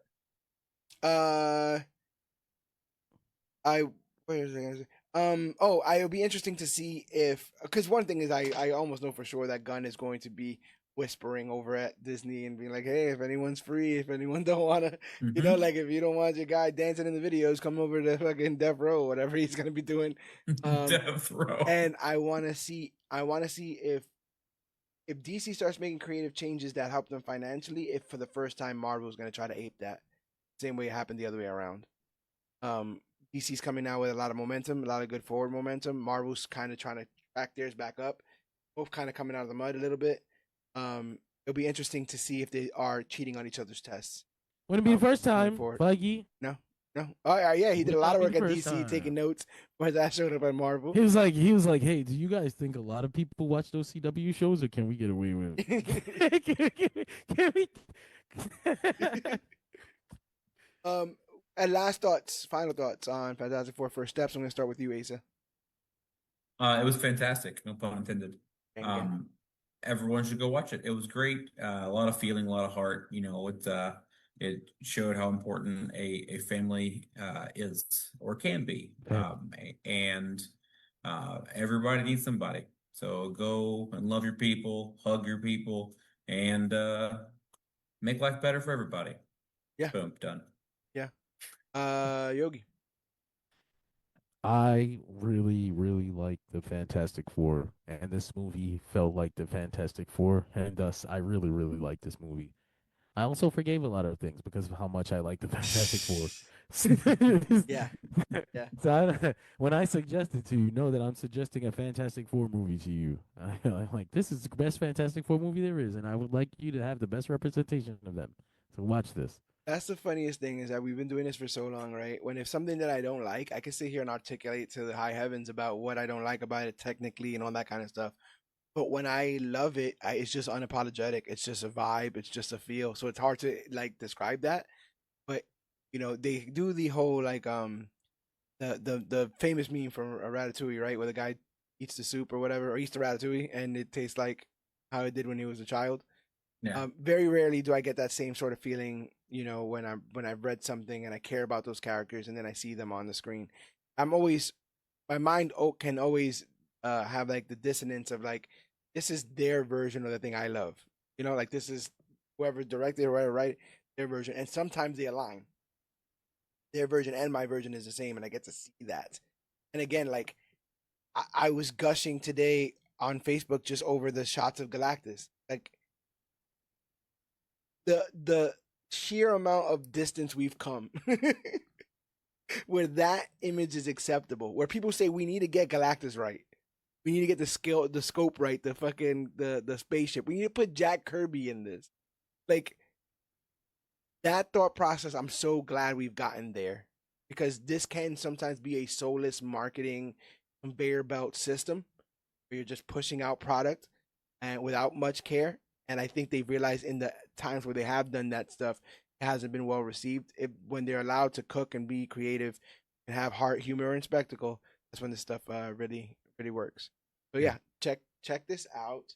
I believe Ironheart is coming up soon. If it's not next week, I'm not 100% sure. And we also got to put next week. We got to put Eyes of Wakanda up there too, because that's coming out on August 1st. You see what I'm talking about? I like Wakanda. I like the world of Wakanda. Hey, we're getting an MCU Iron Fist. Do you know what I really like, George? What? The Black Panther.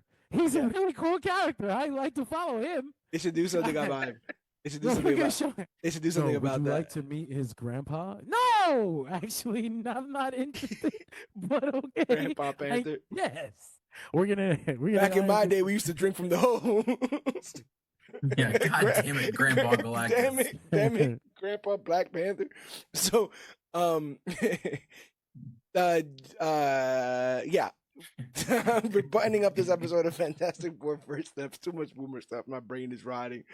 But yeah, again, a great film, a lot of fun. I think it's also a film that gets better on rewatch when you start to look for different things or to focus on different characters. Really, really good stuff there. And we in a month for Fantastic Four and Superman. Not only are comic book fans eating, but ComicBookClique fans are, because we are seeing a level of engagement that we've never seen before. One could call it super, one could call it fantastic. I just think it's natural. It's where we are meant to be. We are the cosmic force that helps move a lot of these discussions, and I'm glad to be seeing a lot more of our fans come and rally behind the posts and the conversations that we're having. You can see everything that we do at facebook.com/comicbookclique, Instagram at comicbookclique, or use that hashtag comicbookclique.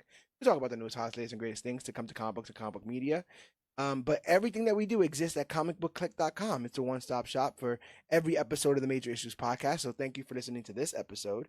So you can find every episode of the Major Issues podcast at comicbookclique.com.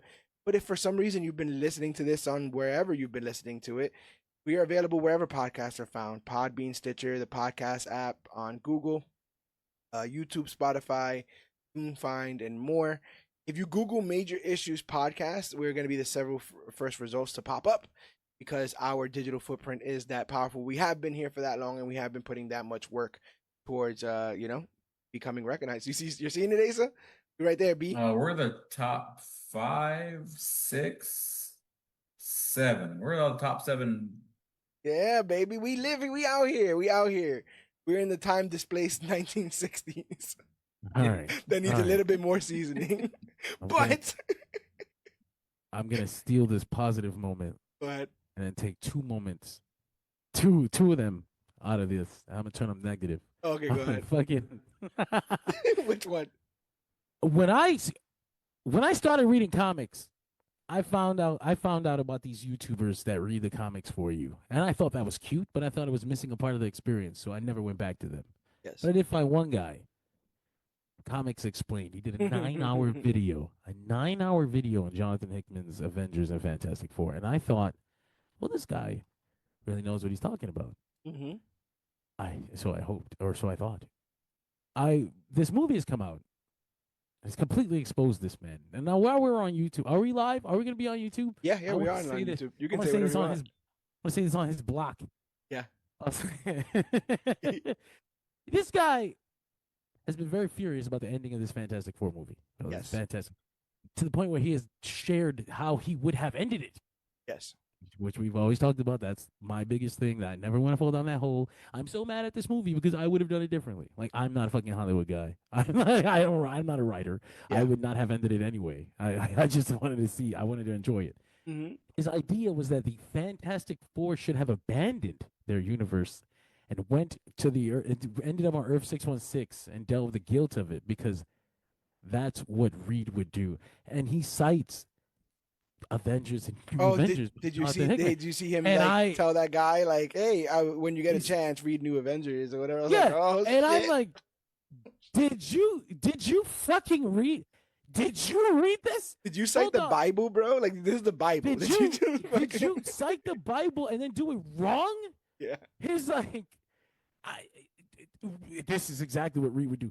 Do you mean the Reed Richards who, in this same story, thought up the idea and plan to destroy the other Earths because they might crash into his and they have to kill billions of people? And yes, he came to that thought, he came to that conclusion, much in the way he came to the conclusion that he might have to give away his child in this film. But he was never able to. He was never able to destroy an Earth. He could never pull off the action because he's not capable of doing something like that. As a matter of fact, Namor calls him a weak man. Yeah. For being unable to destroy another planet like that. This motherfucker here, I'm so offended. No. We were having this conversation off air, but like I follow him on X and just some of the conversations started to seem a little bit more disingenuous. There's things that's like, this is like kind of common knowledge. Like, why? And then like there's times where he comes off as a bit pretentious, which is the last thing you want to do because when you're wrong, well, they're also so gate-kept, right? That you also don't want to be the guy to be like, well, only I know. Motherfucker, you'll be the only one here if this is not fun enough for all of us to sit and talk about and all of us to be able to dissect about and bullshit. You are not no king on a castle in that regard. And yeah, then he said he didn't dig the movie. He said he didn't dig the third act. And then when people got back on him about it, he was like, wow, like, why do I have to validate your feelings or whatever the fuck? And I'm like, you gained an entire your channel's called Comics Explained. There's an entire there's an entire subsection of people who do not want to read these things, and you are the person who tells them what is right, what is wrong, what is accurate, and what is not. Of course they would be waiting there with bated breath. And now they have something that's literally accurate and it works. And you tell them that it's wrong. That's you messed up the equation here. I don't understand. I just don't. I'm so disappointed that I have to bring it up here because I wanna clip it and I want to share it and I want him to know that I know you are a fucking fraud. I wish my camera was on right now because I want you to look me in my eyes when I tell you I believed in you, this soul YouTube comic reading lazy people piece of shit YouTube page, the sole one, and you let me down with this failure of understanding this book you spent 9 hours making a video of. You Which were a kind of makes fucking sense that loser. like it makes sense that his takes on camera without a script are worse than Yeah, he's got a fucking writer and Wikipedia in front of his face. You're a fraud. You're a fraud. we're coming for your earth. Thank you. Listen, we herald your Thank beginning. We will herald your end. We're coming for your spot.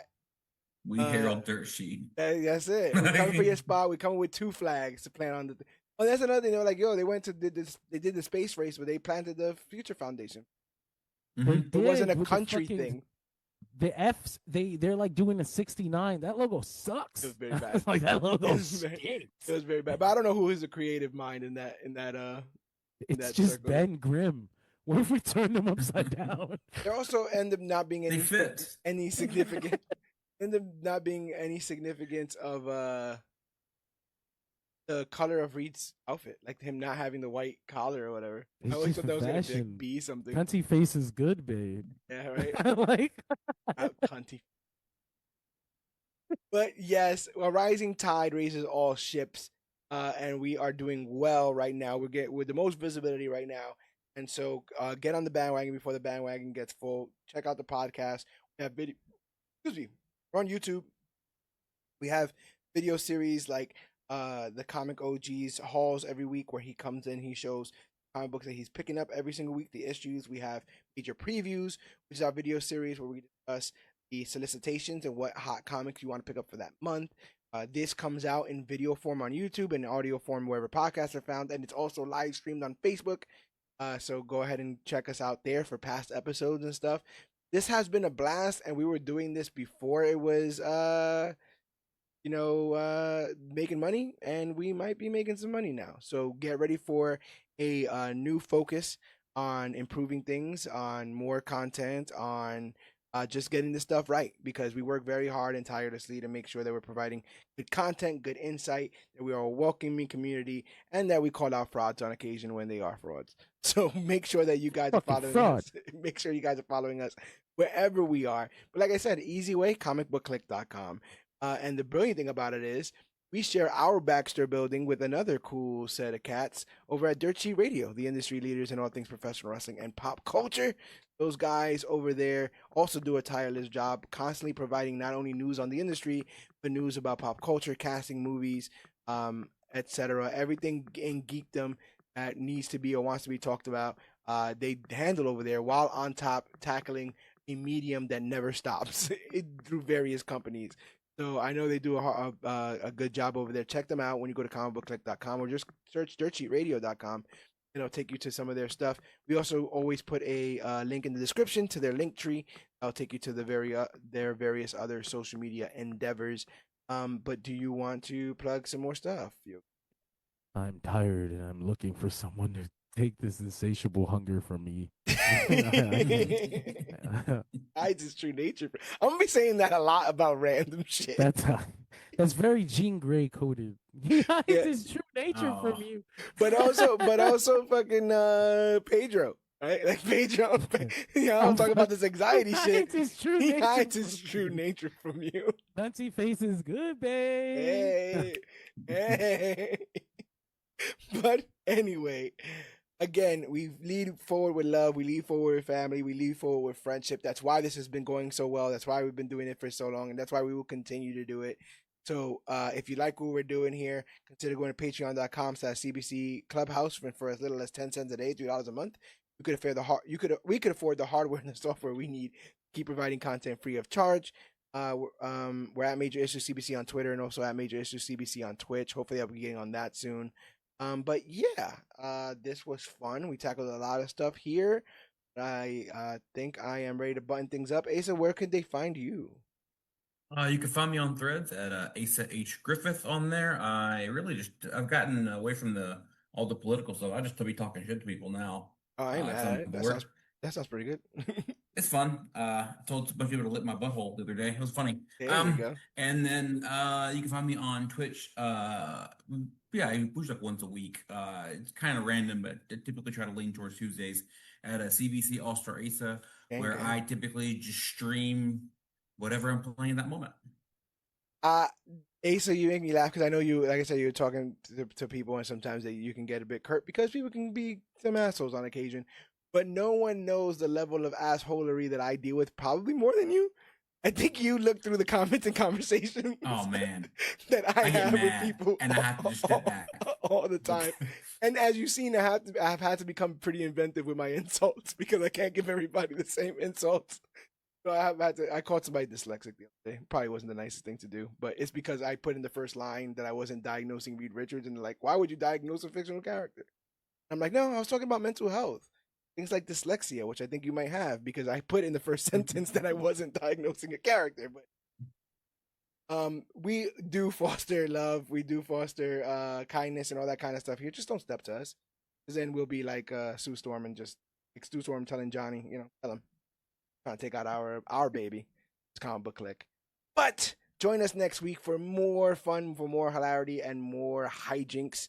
My name is George Serrano, aka the Don. I'm John Escudero. Thank you for joining me for the past 4 weeks in a row. The John Escudero block is over.